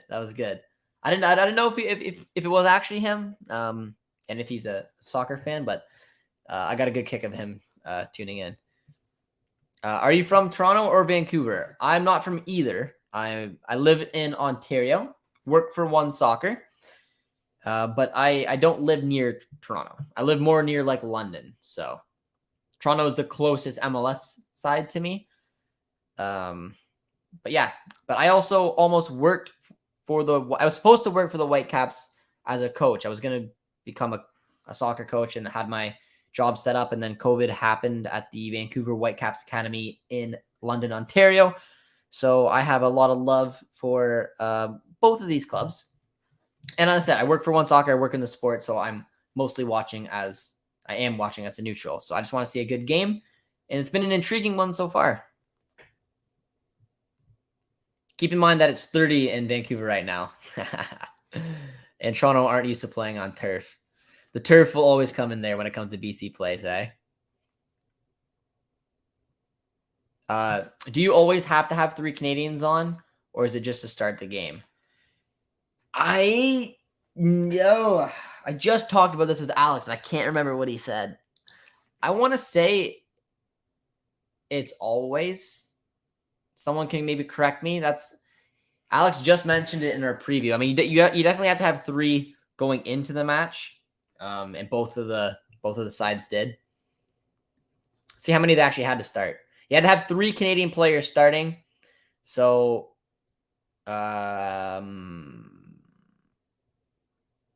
Nelson, Osorio, Thompson, and McNaughton, if he counts. I think he does. So that's TFC would have 4. Whitecaps have Russell Tybert, Raposo, and Cavallini. So the Caps have 3. Interesting. I couldn't find the answer to that question. Hopefully someone can figure it out. Come on, Whitecaps. Canucks are trash. We need titles to come to Vancouver. I like it, man. I like it. Hey, I mean, the Whitecaps, man, to their credit, they had a game plan, and they're absolutely nailing it right now. And in my opinion, man, if they can stick to that, they're gonna be in a good place, man. Are you a Forge fan, Josh? Like when it comes to the 3 MLS clubs and it comes to 3 CPL clubs, I don't really have a team. I cover the 3 MLS clubs. I cover the entire CPL. I have a lot of gear in the background of all the CPL teams and all the 3 MLS teams. Like I said, I got a connection to Toronto because it's my local MLS club. I got a connection to the Whitecaps. I got family who lives there. I almost worked for them, which would have been a cool opportunity before COVID hit. And then when it comes to the CPL, I'm a Senators fan. So, Atletico Ottawa got a little love for me. I live really close to Hamilton. So I don't know. I'd say I'm a neutral when it comes to the leagues because I cover it, work for One Soccer to do it. So I want to see good games. I want to see the league and especially the CPL grow, and I want to see our MLS Canadian sides do well. Right now, I think the Whitecaps deserve to win this title. They haven't won a title. They've only won this cup competition once back in 2015. They haven't won. They haven't ever beat Toronto in a final. Toronto's been dominating them. They're at home. This is written in the stars for the Whitecaps to be successful. It truthfully is. So we'll have to wait and see what happens. But they've been the better team, in my opinion.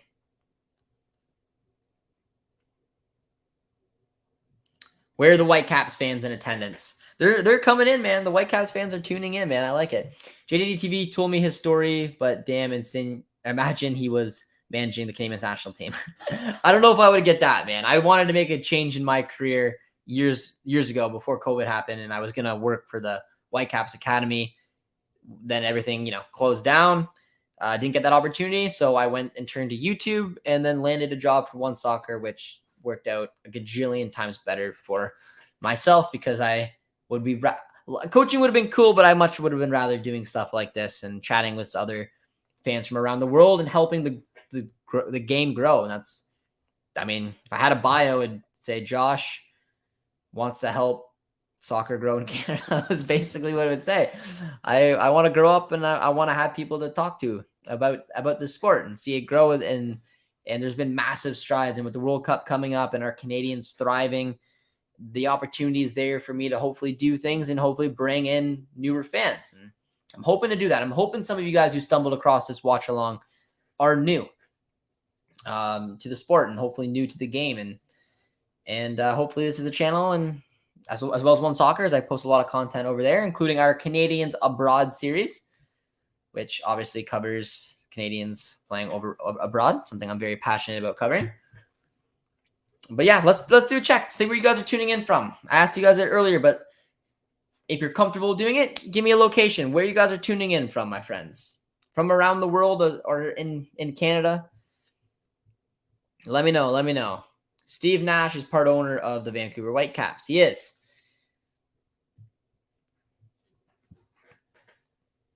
We're going to say a 1-1 tie. Again goes to PKs. It'd be interesting.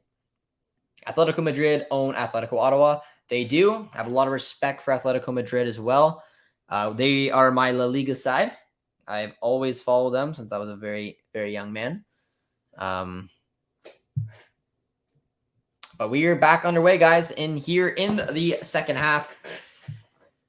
So we're gonna get back over there. I'll try to get through all the comments. FootMobile's really let me down today. I'm very disappointed. I don't get why they didn't have a live ticker. Really didn't like that. But I got the score. Got the score here for you guys. I think that looks nice. Somewhat nice, at least.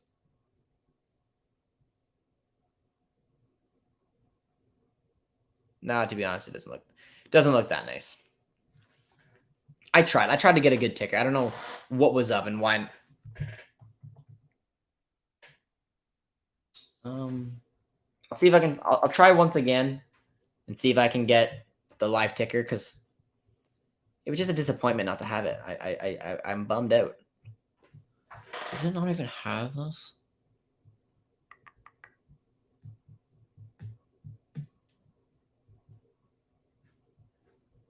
Preseason friendlies, Canada. There it is. All right. Oh, no. No, it doesn't. Super disappointing, man. Got some people tuning in from British Columbia. I like it. My family who lives out there lives in White Rock. I have no idea where that is. Never been there. But I would like to go visit them. They always come here.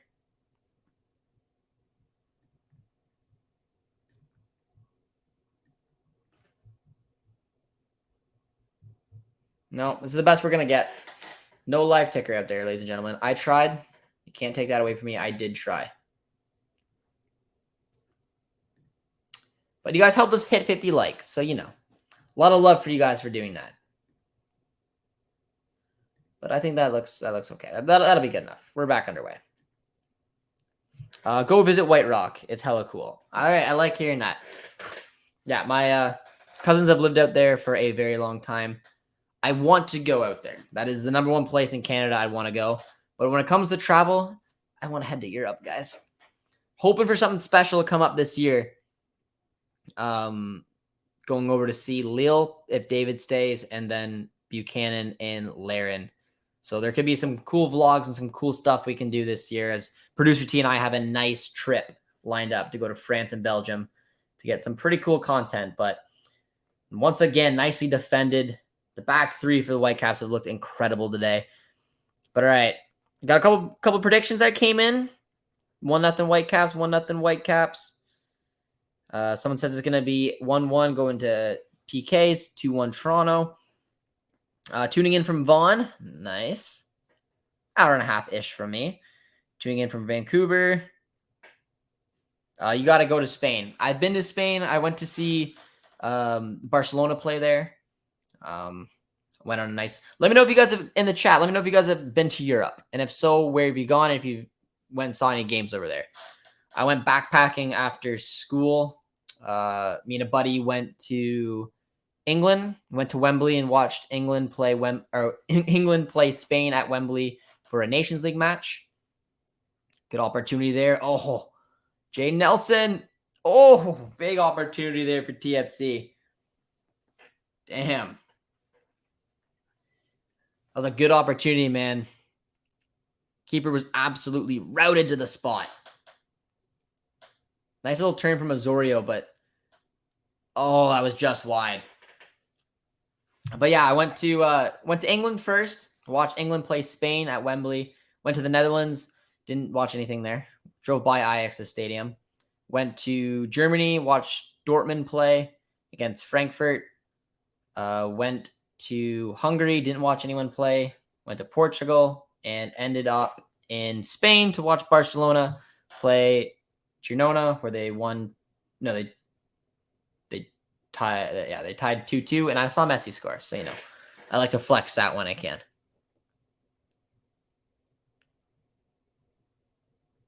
No, it doesn't, Jason, at all. Thoughts on Sebastian Haller's replacement? I mean, Piontek is who I would bring in on a short-term loan. I have Josh, LOL, but no games outside of England.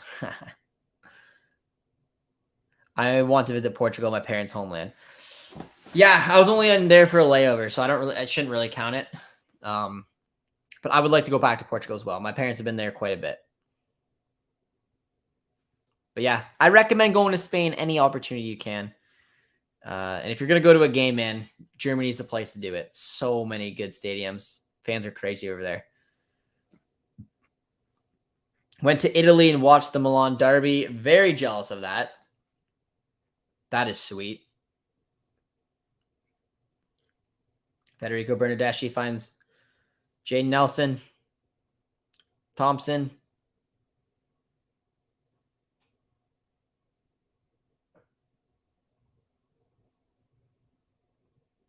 $51 minutes in, man. TFC are going to have to look to do something here. But this is what they do. Look at Insigne.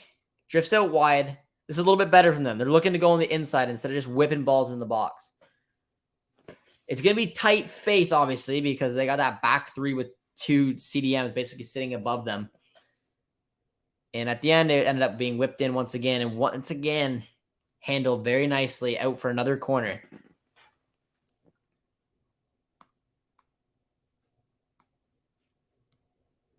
Saw Man United at Old Trafford and saw England beat Bulgaria in the Euro 2012 qualifier. Rooney got 4 assists in a 4-0 win. Not bad. Couple good games there. What's your opinion on Castellanos? I can't spell his last name for NYCFC going to Girona. I mean, it's an interesting one. Girona's part of the City Group, so he's one of the best strikers I think the MLS has seen for a while. And unfortunately, he's basically leaving NYFC for nothing. He's going to one of their, it's basically like going from Salzburg to Leipzig. So, I mean, it's good for him because he's going to be able to play in a top 5 league. You're going to make that one, but it's kind of like, he's a good asset. He could have been sold somewhere. I mean, he was linked to Leeds for a while. But I mean, if that's the only opportunity that came his way, you take it because it's a top 5 league. But yeah, it was on loan.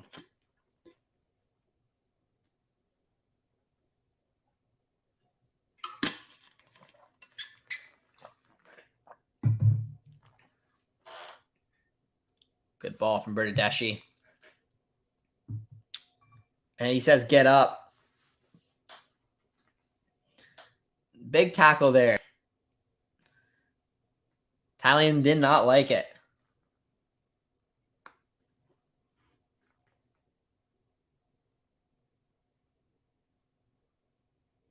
It's a nice ball. We need to revamp Old Trafford. It's so poor. Spurs State. I heard the Spurs. I had a buddy who's from Tottenham as well. I used to play soccer with him. He's from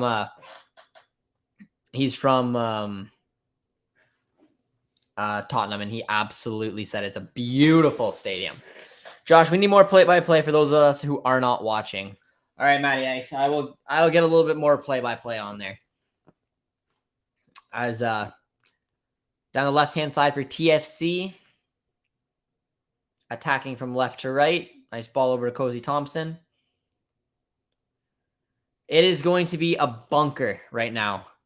All the possession as it was in the first. It's a TFC. A little sloppy there. And if the Whitecaps are going to break, which they did right now, they just don't have really the speed to do it. It's super weird because the Whitecaps have been nothing but a counterattacking side, but they don't have like the rapid speed. They don't have like the Martial, Timo Werner type strikers. They have big boys up front. They have Brian White and they have Lucas Cavallini with Gold hanging a little under that. They're not like a true out-and-out counterattacking side. If they're going to utilize their wings, it's going to be obviously through Raposo or through the Home using their speed. But when they bunker down, they're not going to take a ton of chances to go up there. It's basically, I think, for the rest of this game is going to be the Whitecaps sitting back, TFC having a lot of the ball, and it's just whether they can break down this back three or not. Bernardeschi's coming down the right-hand side. Top of the box. And a poor ball for Bernardeschi as it goes out for a goal kick once again. Yeah, man, the chemistry just isn't there. New players coming into a new system, and they're struggling. It was a right idea from Bernardeschi, but the run just didn't come in time, and out it went. I'm at the game right now, and it's mad. The crowd's crazy. That's good to hear, man. That's super cool to hear.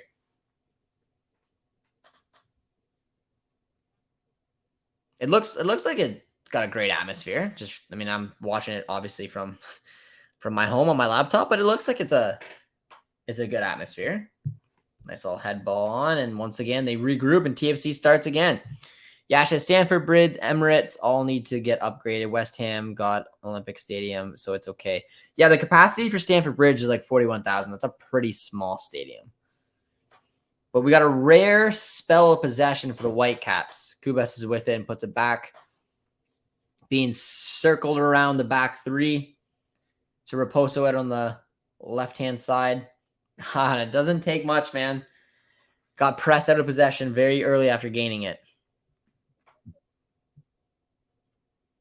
My friend says it's amazing. Great atmosphere. Yeah, I mean, it's an interesting one. For a while there, the Vancouver soccer fans were a bit of a sleeping giant. But I really feel like they've came to life recently. Whitecaps, I loved their playoff push last year. I thought they were such a fun team to watch. Brian White was an absolute beast.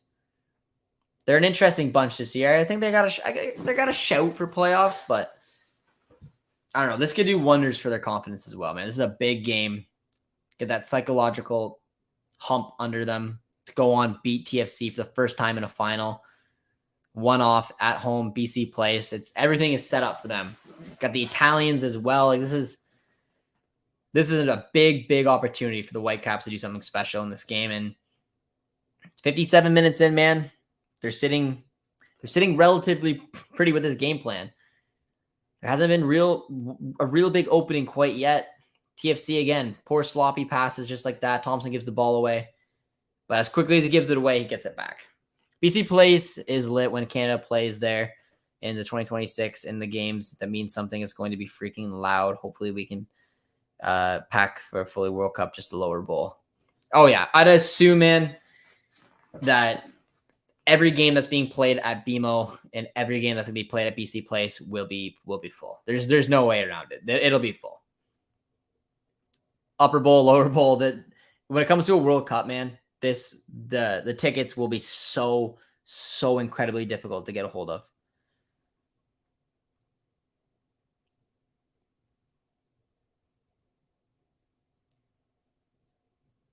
Fenway, yeah, man, it's absolutely embarrassing that the NYCFC play at a baseball stadium. I absolutely hate it. If Caps can make it 2-3 to nothing, then they can play comfortably here. I think you're saying if they can get another one. I think if the Whitecaps get another one, this thing is done. But there is a I don't know, man. There is. It takes one opportunity for them to do something special, but for right now, I'd say that they're comfortable. I truthfully would. I would say right now the Whitecaps are comfortable. They know their game plan. They're doing exactly what they need to do, and they're putting the cards up to. Oh, that's a good ball, Christian Dahome into the box. I think that'll be a goal kick, and it is. Look dangerous on the counter right there. And they may not have speed, but Brian White and Lucas Cavallini can both hold the ball, specifically Lucas Cavallini. And that can create to a couple opportunities. And they just had the only first real opportunity, I'd say, of this second half for the Whitecaps. It's a good ball in, but it was out for a goal kick in the end. What the F is Toronto doing? They need to change up their offensive attack. They do. I had a big issue with what they did in the first half. It just, like I said, it looks like a team that hasn't played with each other very much. Young team that doesn't have a lot of idea of what they want to do. It's been pass the ball to the Italians, whip the ball in, have it easily defended. They need to find a little bit of creativity, and Insigne tried to do that there, and that's a big save. That was a good opportunity. That was better from Insigne. He didn't want to whip this ball in. He took it on himself, curled one in, and that was a nice little save, and Raposo has it breaking back the other way. Finds Cavallini, but isn't able to hold it up. Anyone know the possession? I'd guess it's still probably pretty close to like 70 to 30, probably even a little bit more than that now. TFC have had the entire ball in this half so far. I'd rather see TFC win because they would do better in the Champions League. Cap sitting low, deep attack on counters. That's been their game plan the entire time, man. The entire game has been defend deep, hit on the break, and hey, they've done it to succession so far. But there's a substitution coming in. Christian Dahome is coming off. Julian Gressel is coming on. Hey, if TFC can have a couple new boys playing in the final, so can the Caps. And now, for any Caps fans out there, I'm a massive, massive fan of Julian Gressel. I think he is such a good player. He was so good when he was at Atlanta United, on that really, really good Atlanta United team under Tata Martino. He was sensational.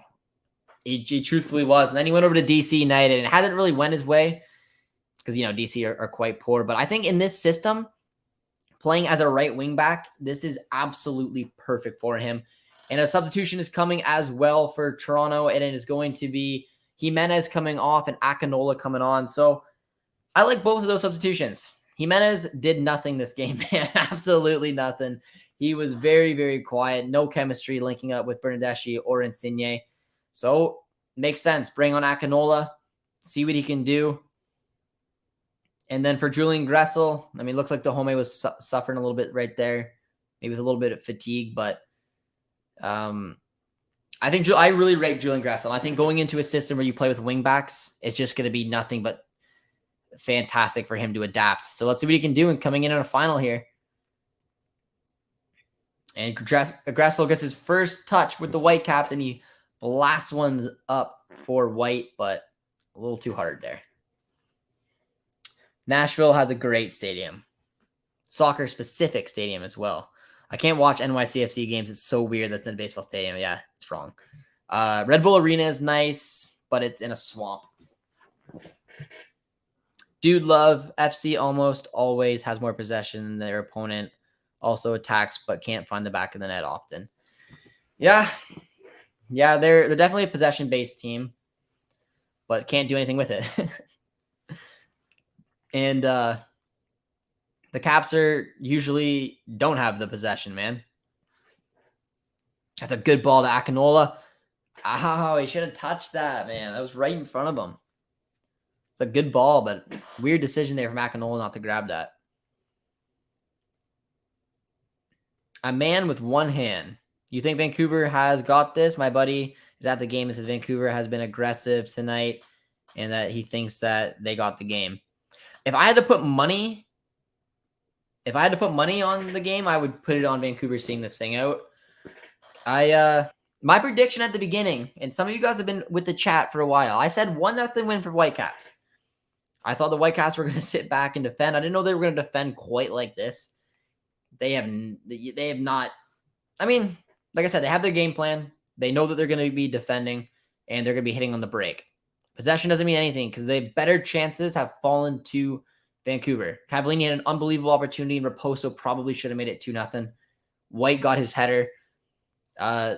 There's been a game plan set up by the Whitecaps, and they've been delivering. And TFC just look a little bit lost. They have so much, almost too much possession.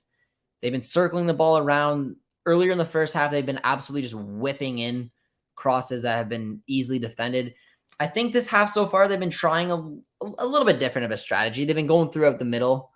We've seen Insigne cut onto his right foot and have a couple decent chances, but all in all, they haven't looked overly threatening. Akinola's come on. He's already had a couple decent hold-up plays. Oh, Cavallini just had a good opportunity there once again. But that's where the Whitecaps can get themselves in trouble. They know that they're going to be defending. They will hit on the break when they can. But if they don't take that opportunity, it's when TFC can come hitting back there. But throughout the game, the Whitecaps have been done so well to get themselves back in possession and back in position. Josh, you still think the Whitecaps will win? I do. If you're putting money on it, I would put it on the Caps. But what do I know? Just a guess on a feeling.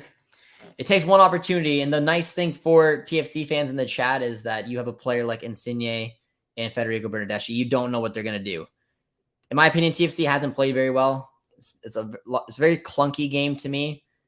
No patterns of play, no real game plan. It just kind of like get the ball to the Italians, see what happens. But there's been a couple nice plays from Insigne. He's got the ability to create something on his own.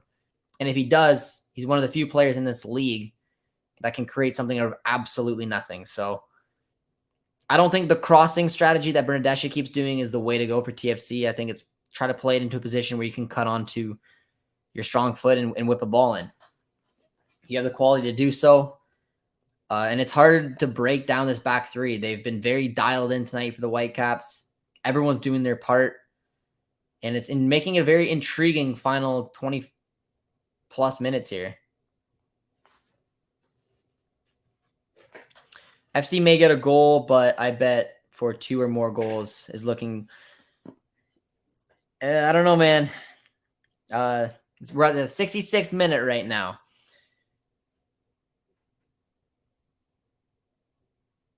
Out of the blue question you have, but what phone you have, sometimes it can be different.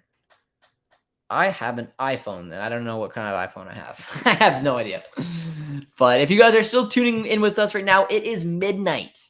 Very late where I am, Eastern time. So everyone in the chat, I appreciate you guys tuning into the watch long. And if you are just joining us and you would be so kind, be sure to drop a like on the stream.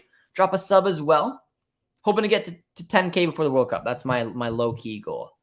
It's going to be difficult. Maybe during the World Cup I can do it. But I appreciate you guys tuning in. It's made this watch along a lot of fun. And I know that there's some pretty happy Whitecaps fans in the chat, but some pretty disappointed TFC fans. But the game is still definitely in the balance. And I know, yeah, in Pacific time, you guys are laughing. It's only 9 o'clock. It's a nice ball. But defended once again. 104 attacks to 54 attacks in favor of FC. Yeah, But the funny thing, like I said, is the counterattacks for the Whitecaps. TFC looks so vulnerable, man. So vulnerable.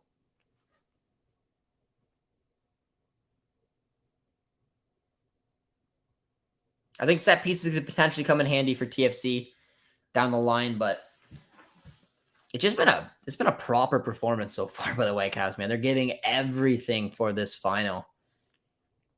Osorio's with it. Nice little ball over to Michael Bradley.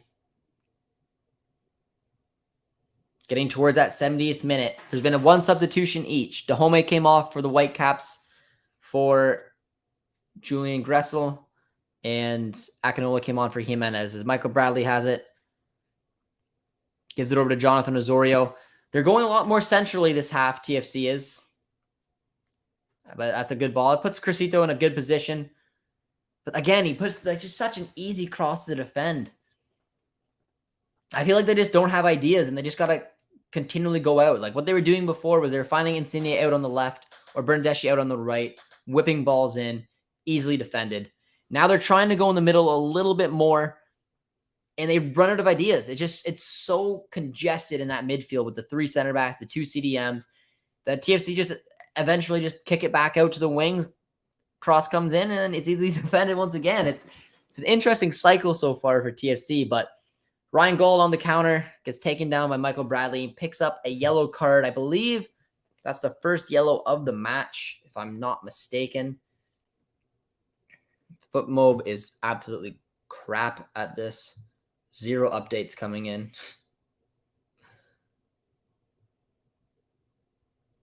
That's not too bad. There you go.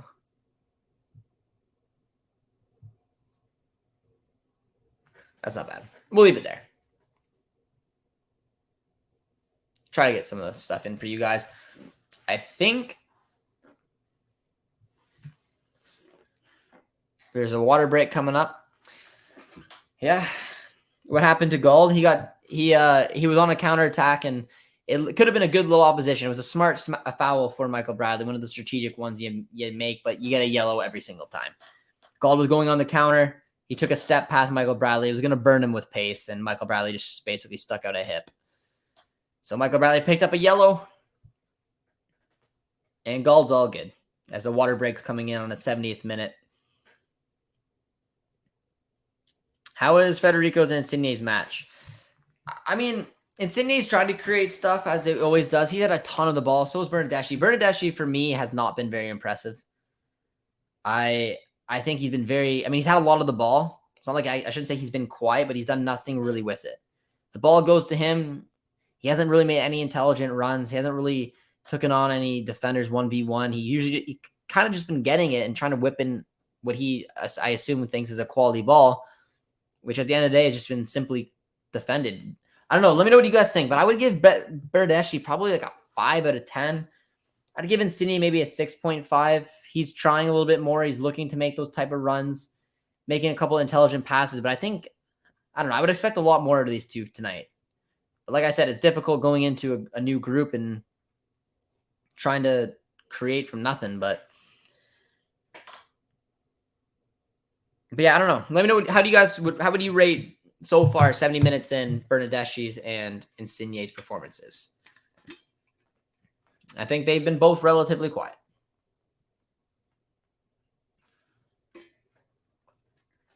I spilled.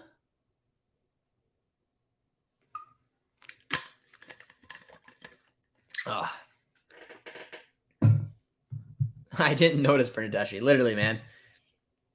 Not his strongest performance. Akinola, I believe no, he gives it a goal kick. To me, that looked like a corner from Akinola. It looked like a decent little run, but those Italians only need one inspirational moment to put it home. I agree. 100%. 100%, man. They need one chance. They're game changers. But Lucas Cavallini has ran his race. 72 minutes, Cavallini comes off. Ricketts is coming on.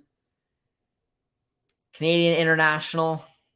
Cavallini was decent, man. Again, I feel for strikers in a mashup like this. And Michael Baldissimo coming on for Russell Tybert. Skipper comes off. I'm a big fan of Michael Baldissimo. I'm hoping that he's able to take a couple big steps in the next couple years.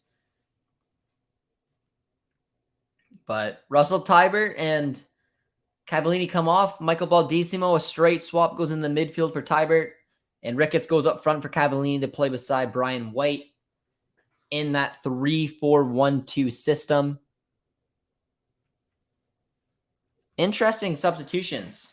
I didn't really see Tybert coming off, but Cavallini again in a matchup where, like I mentioned, man, it's difficult when you're playing completely on the counter, when you don't have a ton of speed.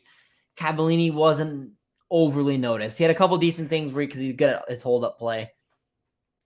It's a nice touch there from Federico Bernardeschi, but nice clearance once again. Oh, that's got to be a foul, no? Foul on... Didn't even give the foul on McNaughton. Damn. Who do you think that guy will come to MLS? He left Napoli. I forgot his name now. Are you taking a shot at... Dries Mertens. I thought you were taking a shot at Insigne. I don't know what Mertens will do. I kind of thought he was linked to Lazio. Yeah, Dries Mertens. I think you could find a home in the MLS. And Bernadette, man, I hate to say it. But Federico Bernardeschi is looking a lot like the Juventus version of Federico Bernardeschi. He did get a corner kick there. I thought he really butchered that shot, so it wasn't as bad. But he went and took a long distance one. And we got a corner kick coming up. Bernardeschi, see if something magical can happen here. Finds Jay Nelson. Finds Federico. Oh, what a ball. Oh, man. Oh, after I just took a shot at Bernardeschi. Wow. That was disgusting. TFC, make it 1-1. Lucas McNaughton absolutely walks that into the net. What a ball. Dave with another super chat, my man. In 25 years, baseball is going to be overtaken by soccer in North America. And who do you think will win the U.S. Open Cup? Dave, I hope you're right. Baseball is not one of my favorite sports. But what a ball, man. Outside of the foot, that was disgusting. That was absolutely holy. Federico Bernardeschi, man, take a bow. That is quality. Yeah, we talked about it. You guys in the chat talked about it. I talked about it. These players are special. And I literally just said, Federico Bernardeschi was reminding me of the poorest version of his Juventus self tonight. Wasn't impressed with him. And then he comes out and does something like that. Oh, man. Outside of the foot, if you guys didn't see that, it's going to be somewhere. No, it's a good goal. It's 1-1. It started from a corner. Bernardeschi gave it to Nelson, who gave it back to him. He took it one time on the outside of his foot with the left, whips it on a perfect platter to Lucas McNaughton to just tap it home. The former Pacific FC superstar defender taps it home for Toronto to make it 1-1. That was something else, man. Feel for the Caps there, man. They went in complete, possession or defensive mode while TFC had full possession. Gave him the ball away there, and then Insigne loses it. But holy, I need to take a seat. That was one of the nicest balls I've ever seen. Blue Jays beat Red Sox 27-4, 28-5. Yeah, again, I can't tell you a single player that's plays on the Blue Jays, man. I don't follow baseball in the slightest. Don't care about the sport. You can only talk to me really about two sports. Obviously, the one that has become my career and the sport that I am absolutely the most passionate about. And that's a big chance there for, I think that was Brian White. That was, man. Berna is cracked, fam. Oh, man, that was a beautiful ball. But yeah, I mean, you can talk to me about soccer and you can talk to me about hockey. I can talk to you about both. Other than that, man, can't tell you a thing about really football, baseball, basketball. I'm a two-sport kind of guy. Turned one into my career, which I'm very grateful about, and hockey is my other one. Played them both my whole life. Played college soccer, indoor and outdoor. Varsity was fun. But yeah, so unfortunately, can't talk to you guys about the other sports and don't know anything about them. But yeah, man, Bernadeschi, that was something else. That was special. What do you think of the Canucks shifting the subject to hockey? I thought the Canucks went on an incredible run last year, very similar to the Whitecaps. Whitecaps went on to make the playoffs. Canucks fell a little bit short. I think they're in a bit of a state of unknown. I don't know what they're going to do with Miller. I don't know what they're going to do with, do we compete for the playoffs? Do we go into some type of a rebuild? They're an interesting case. I would probably put them on the outside of playoffs looking in if I was doing predictions, but you never know. They could be like the Flames last year. The Flames were a team that no one expected to make the playoffs, and they had a great year. I think the Canucks could do something similar of making the playoffs or just falling apart. Hockey and soccer are my favorite, and box lacrosse is third.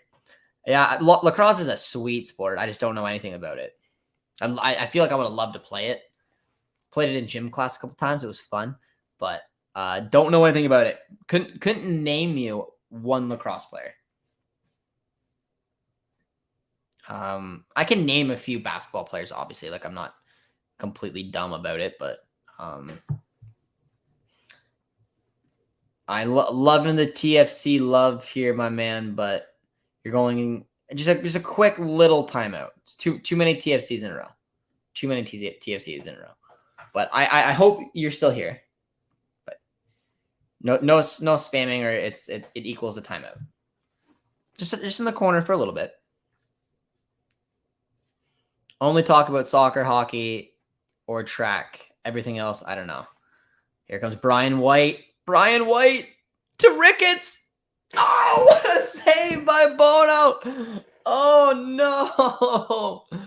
Oh, Ricketts, man. You got to bury that. You have to bury that. Brian White's livid. Oh, man. What a ball from Kubas, man. Finds White. Beautifully done. The hold-up play, that has to be in the back of the net.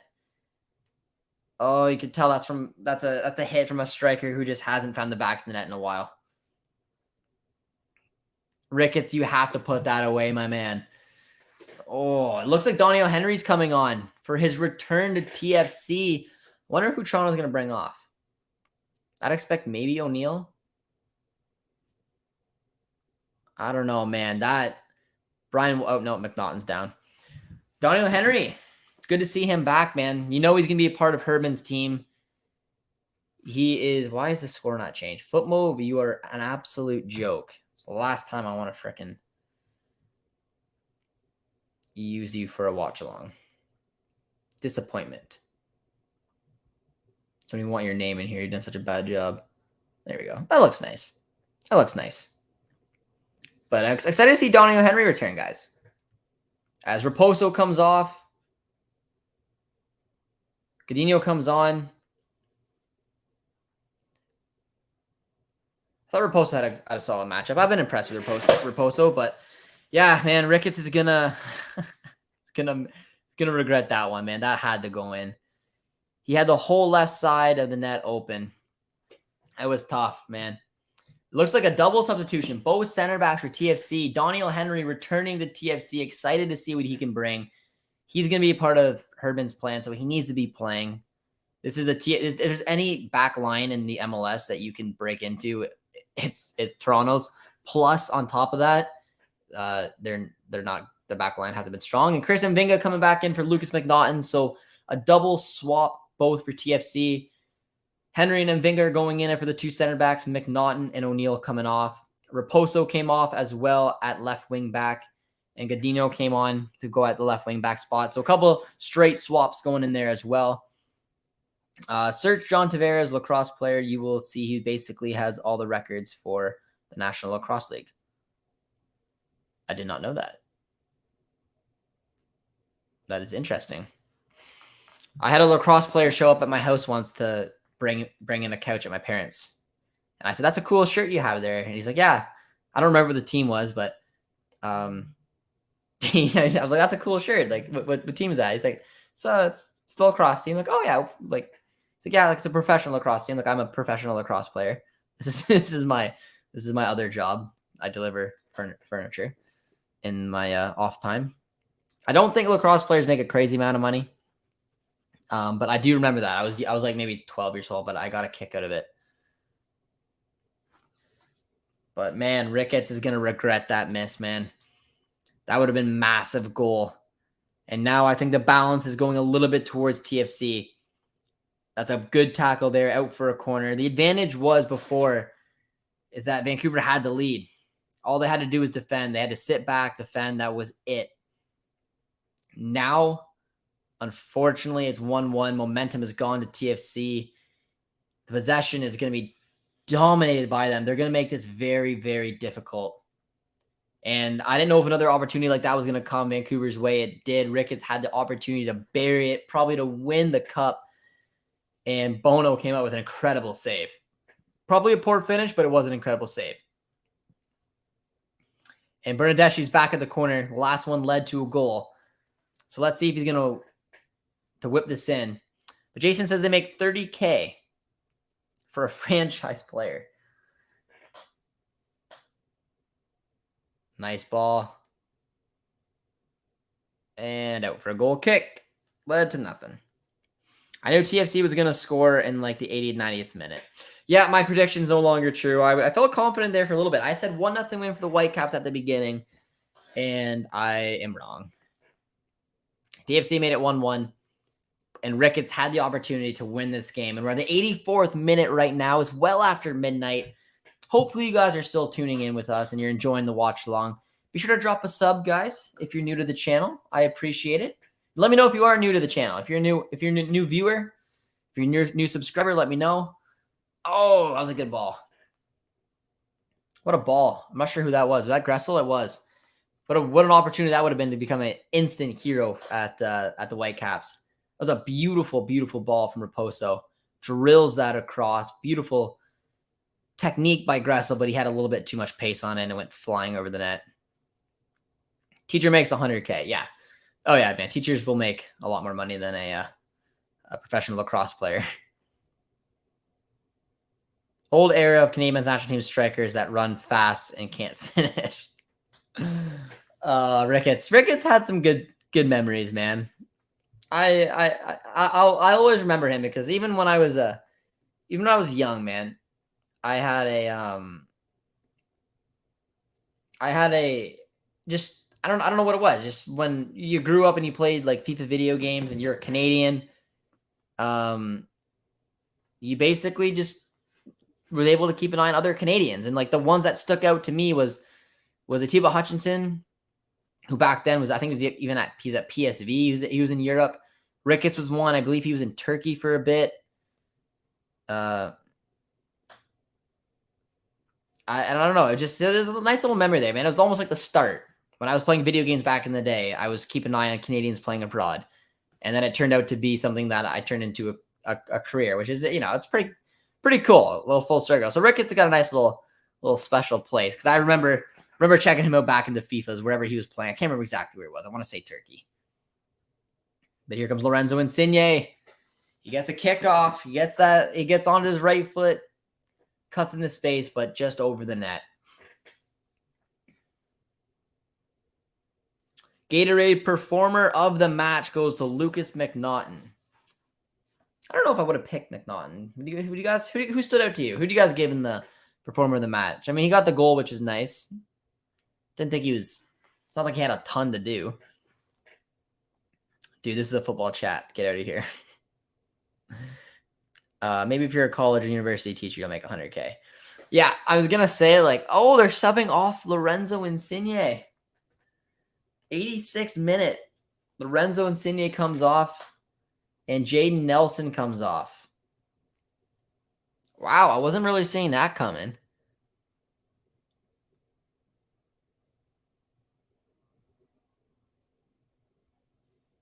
Pedrasso comes on for Insigne. Damn, I was not expecting that. Yeah, I'd say, I don't know exactly what it is. I mean, teachers start out, I have a teacher friend who makes, I think, around $40K. But I think there's you work there for 10 years, 5 years or something. You get a big upgrade and pension and whatnot. I don't know. She'll be making good money eventually, but to start off, they make like 40K, at least in smaller town, public school, high school. Yeah, but if you're a middle school or a public school teacher, you make like 20, 30K. I don't know about that. No. It's not 20, 30K. That's not even minimum wage. Or unless you're saying they're supplying. If you get a full-time teaching job at a public school or high school, you're making bare minimum like 40K. And then once you're in, you're in. Like you're off the substitute list, like you have your job. I don't know about like obviously what a substitute would make, because I guess it depends on, I don't know. You guys might have a better idea, but I'm pretty sure like my teacher friend was telling me that, making around 40K, and then we'll get because she's full time. Then after like 10 years or something like that, she gets like a big pay raise. I don't know. Any teachers in the chat?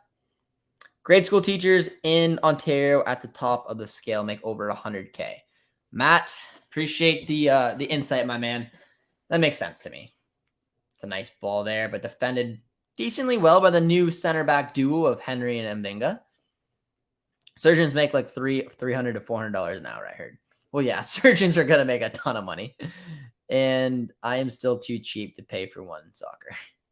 Well, Matt, welcome to the stream, my man.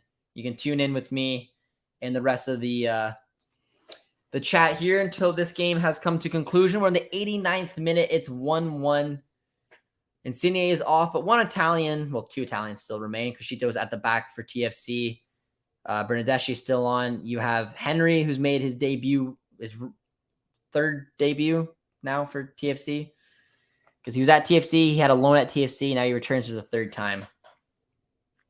But hopefully you guys will tune in with me to help see this match out, as it's coming down right to the wire. It's a poor ball. Michael Baldissimo has it. Nice little ball. Dino out on the left-hand side. He's going to float one in. No, he's not. He's going to turn it back. Look at this. A little bit of possession. Whitecaps have not had that at all. Hey, I just woke up. What was McNaughton's goal like? It was absolutely filthy.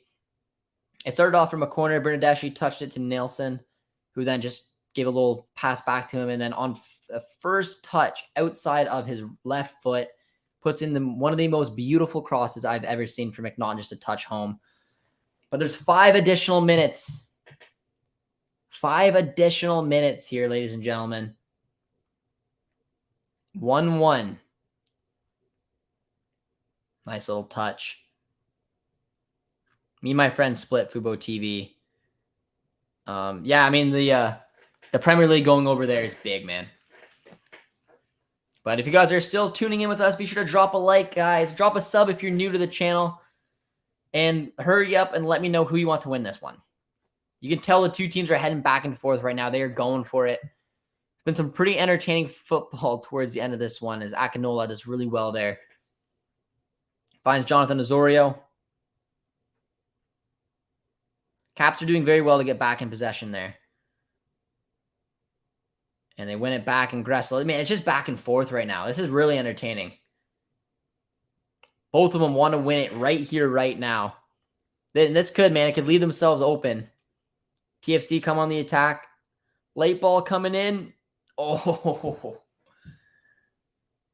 This is entertaining, man. This is just straight up back and forth. There's almost no defending going on right now, at least in the midfield. It's a really nice ball from Gald. He's had a good game today. Finds Ricketts. Decent ball out. Kubas are going to take one from distance, but smacks our boy Michael Bradley right in the head. Yes, so beating a surgeon would be nice. He would be able to make a good chunk of money there, guys.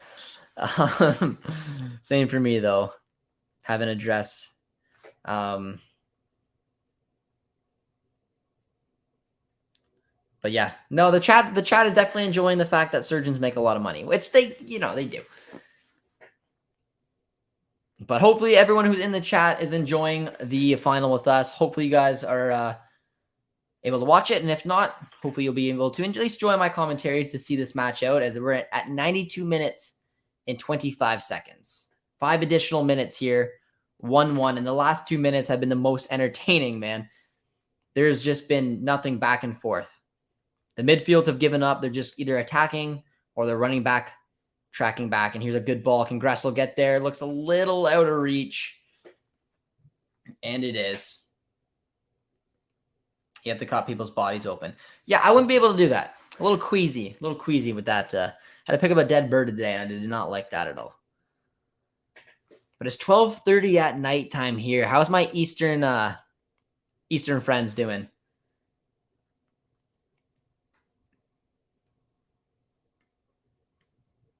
Daniel Henry up to Thompson. Honestly, it's good to see Henry back. I'm excited to see him. I don't think there was an opportunity, man, for him in the MLS where he was going to play. I really didn't. TFC's back line, in my opinion, is one of the poorer back fours around the league. And I think having him come home, he'll actually be able to push for a starting role. I don't know where else in the MLS he'd actually be able to do that. I really don't.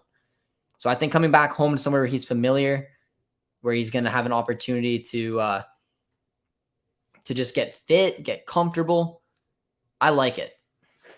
But yeah, we're going to be able to watch a shootout, guys.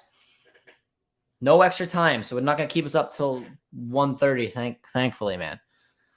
Getting a little tired, but we got a minute away, which is why if you're watching the match, you're noticing that they're opening up in the midfield. The two teams are trying to get that last goal, that last opportunity before going straight to PKs.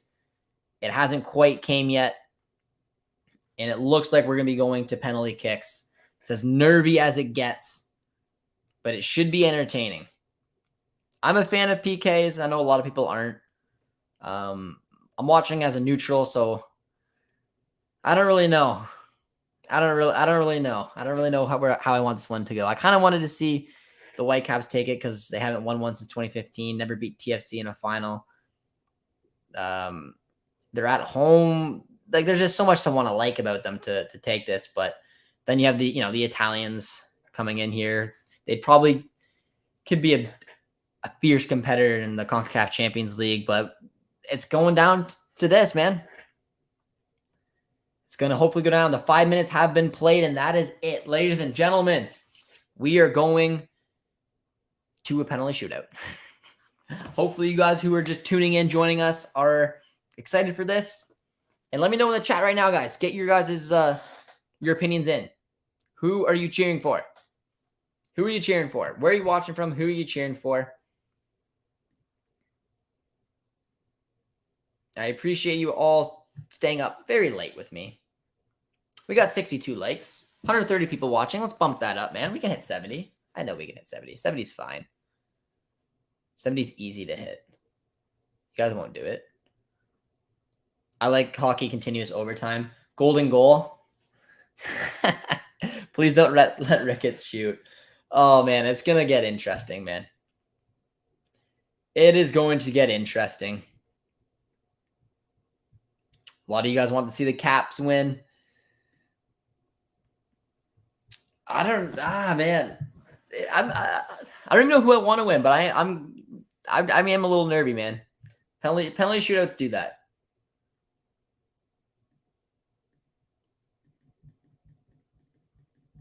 Penalty shootouts always do that to me, but hopefully this will be an entertaining one, to say the least. Watching from Waterloo, Ontario. I think Toronto will take it. I live very close to Waterloo-ish, under an hour. Going for the Caps. Hoping TFC, but think Vancouver.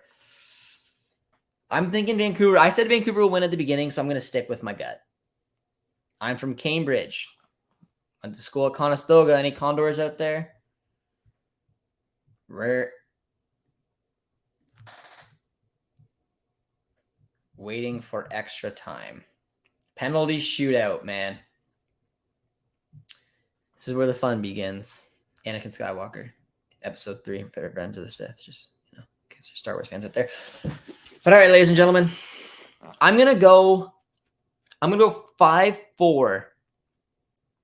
I'm gonna go 5-4 for the Whitecaps on penalties. That is my prediction. Get your guys' predictions in. And if you guys are new to this stream, be sure to drop a like, drop a sub as well. Let's help Josh get to 10K. It's a small goal. It's a nice goal. It's my goal. We got the captains going on right now, the coin toss. And as you guys probably know by now, there is a huge correlation with, I think it's about 65% of people who shoot first in a penalty shootout win. I was a University of Waterloo guy. Nice, nice. Conestoga man myself. International business degree. Didn't know what I wanted to take. That seemed about white, right? Who wins? I don't know. I said my prediction at the beginning of the game was a 1-0 win for the Whitecaps. So I feel like I need to honor that. So I'm going to go 5-4 Whitecaps on penalties to win this one. Let me know your guys' predictions down below, guys. It should be an entertaining one. It's the final we just saw, the 2020 final that was played in 2022 between Forge and Toronto, just went to a penalty shootout and Toronto won it. Western. You're a Western University guy. Partied there a lot. It's London, man. London's fun. London's fun. A lot of my buddies went to Western and Fanshawe, so you know. But yeah, we were just in a penalty shootout. TFC was just here. They beat Forge, so I don't know if that gives them an advantage that they just did a shootout and won, or maybe it gives the Whitecaps an advantage because they hopefully would have studied where their players shot from, how they did. Man, I don't know. It's gonna be interesting, guys. But we got 200 of you guys in the chat now. So if you are new to the channel and you like Canadian soccer, subscribe over to JJD TV. Let me know how you guys are doing in the chat, and we'll keep you posted because the first shot is underway. It's Ryan Gauld. He's here. Shot number 1. Gauld steps up. Oh, good finish. Good finish. Ryan Gauld. I honestly thought he was one of the best players tonight. Lucas Minotton got the Gatorade Performer of the night, but I thought Gauld was really good. He had to play in the defensive mind. It's hard to do when you're an attacking midfield. He had a lot of really good balls today. He just steps up here, puts home a very confident penalty. Top right corner, 1-0 Caps. They have the advantage. And like I mentioned, 65 to 67% of teams that shoot first win the penalty shootout. Crescito's up second. Well, up first for the... and he goes the exact same place. Crescito bangs it home. Now, the other thing with the TFC versus Forge match is that there wasn't anything really on the line. There was a trophy. There is a CONCACAF Champions League position on the line here, guys. We're at BC Place. The Caps are home. They haven't ever beat TFC in a final. They haven't won it since 2015. They've only won the competition once. It's all on the line for the Caps tonight. Brian White is second up here against Bono, who had a good match, man. He had a couple good saves. One really good for save late in the match is Brian White steps up, and that's a calm penalty. That's a good-looking penalty. That was a good-looking penalty. When you were just as calm and cool as that, can put the keeper the other way. 2-1 for the Whitecaps. Beautiful, beautiful penalty. Bono goes the wrong way. White makes it 2-1.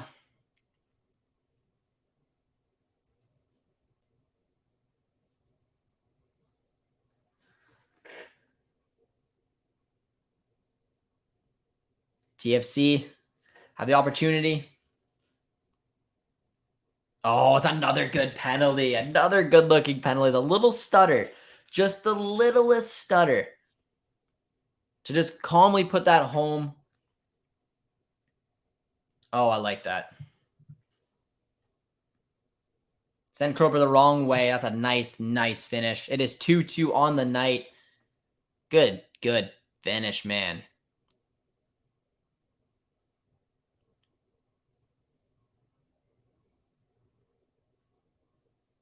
Those are good penalties so far, guys. Really good penalties so far. 2-2. No one has missed yet. Whitecaps are up. I can't tell who it is at the first glance. A little stutter step. Oh, and Bono gets a piece of it. It's Julian Gressel in his... Oh, man. The new cap did not want to miss that. Not in front of the home fans. That's not a way to make friends. But bearing it is. That is a good. It was hit with pace, but Bono guessed the right way, man. He probably should have saved that.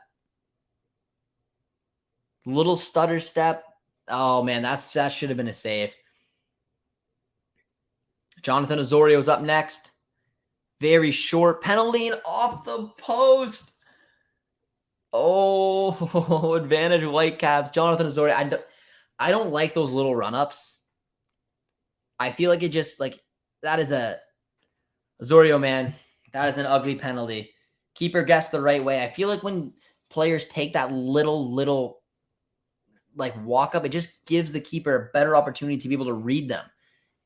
Cropper guessed the right way, but Osorio put it off the post there. It's a big miss, and to me, that's a pretty poor pen, and did not like the way he took that.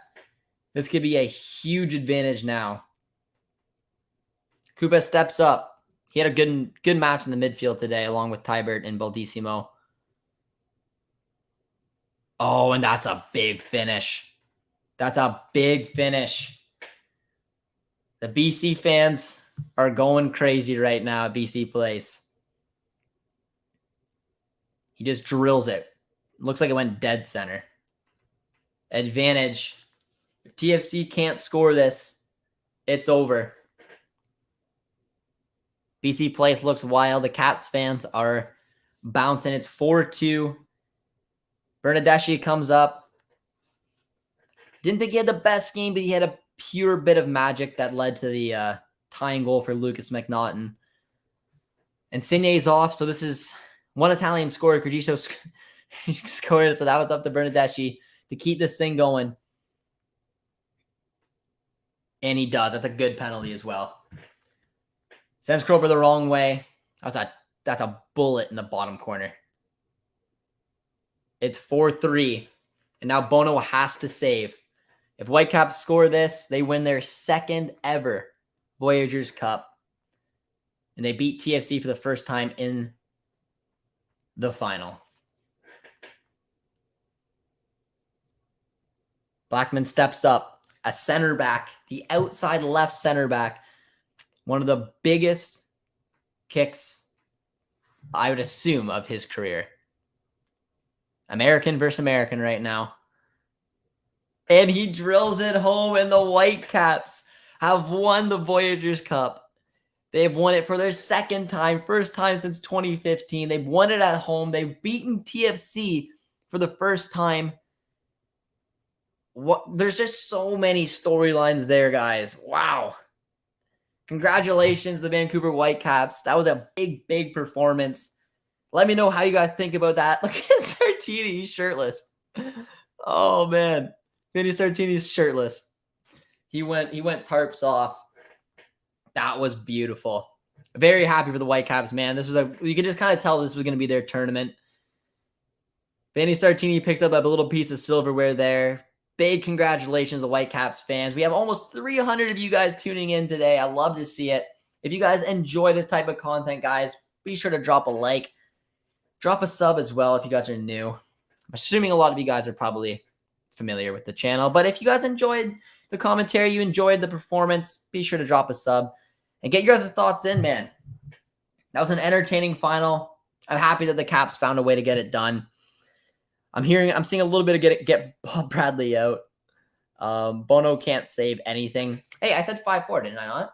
I said 5-4 for the Whitecaps. Big brain. Come on. I said it. You guys heard me. I said 5-4 in penalties. Let's go. Leafs and TFC. Is this a Toronto thing? Oh, man, that's big. When you spend all the money, you can only take off a player you paid so much for. Damn, getting used to disappointment. Congratulations, Caps. Yeah, but I mean, come on. Look, listen to some of the storylines, man. Like, TFC just won the 2021. They have beaten the Vancouver Whitecaps in every single final. They've all been two-leg finals. This is the very first elimination final. So the Whitecaps had a curse of losing to CPL teams. They went on and beat 3 CPL teams to go to the final. They took on Toronto, who they've never beaten in the final. They haven't won it since 2015. They were playing at home. It was written in the stars for a little bit of magic there. So huge congratulations to the Vancouver Whitecaps, man. It's very cool to see. I think they deserve this final. I thought they had a really, really good game plan, honestly. I really do. But it was exciting. I mean, they went on a possession-based type strategy towards the end of that match. And they had to do a little bit of adversity because TFC, after basically dominating possession but not having a little bit of anything there, found a way to get the job done, and they got the tying goal. But enough was said. A little bit of back and forth towards the penalty shootout, and a perfect penalty shootout for the Caps at home. And then, I don't know, man. You saw Vanny Sartini, man. He was going shirts off. I liked it. I didn't get the Insigne sub as well. To be fair, I believe his subs, I don't know if it was Prashad. I can't remember which one he was substituted off for. Either way, they did score. It was Osorio who got the miss, and it comes from those weird stutter steps. I never was a big fan of them. Never liked them. He looked awkward. And unfortunately for him, he couldn't find a way to get it done. They won the 2020 against Forge. They lost the 2021 against CF Montreal. That's true. They did just lost the final, and then they won a final, but that final didn't count for anything because Toronto already got that CONCACAF place back then. That was the agreement. Second time, baby, though. It's pretty cool to see, man.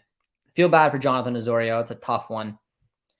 Hey, remember Mexico or U.S. in qualifiers? Possession doesn't mean anything. There you go. No, it's a perfect game plan. Got to give them some love, man. TFC, I love. They will win. Caps FC, the champions. Big congratulations, baby. Logging off now, guys. Have a good day. Appreciate you tuning in, my man. You're with us through the entirety of the stream. Hopefully, you'll enjoy this one. And our last super chat of the night before we wrap up this awesome watch along. Appreciate all you guys for tuning in. Hopefully, you guys all enjoyed it. Congratulations, Vancouver. How does League of Maxi teams qualify for the CONCACAF Champions League? They qualify through the league. They have 2 half seasons, so it's the winner of the 2 leagues, and I believe the winner of the seasons as well. Not 100% sure, but it's something along those lines, man. But Dave, appreciate you tuning in as always, my man. Really appreciate the super chats as you always do. Very, very generous man here on the channel. But that brings us to an end. I appreciate everyone so much for tuning in. And if you haven't done so already on your way out, be sure to drop a like, drop a sub, and hopefully we'll see you guys next time. Got a lot of content coming up, especially following up the potential. I'm trying to put something together with a Moroccan fan, a Belgian fan, and a Croatian fan, and putting together a little council for our group in the World Cup. So keep an eye on that and a lot of other fun stuff. Thank you guys so much for watching. See you guys soon. Cheers, friends. Congratulations, Caps.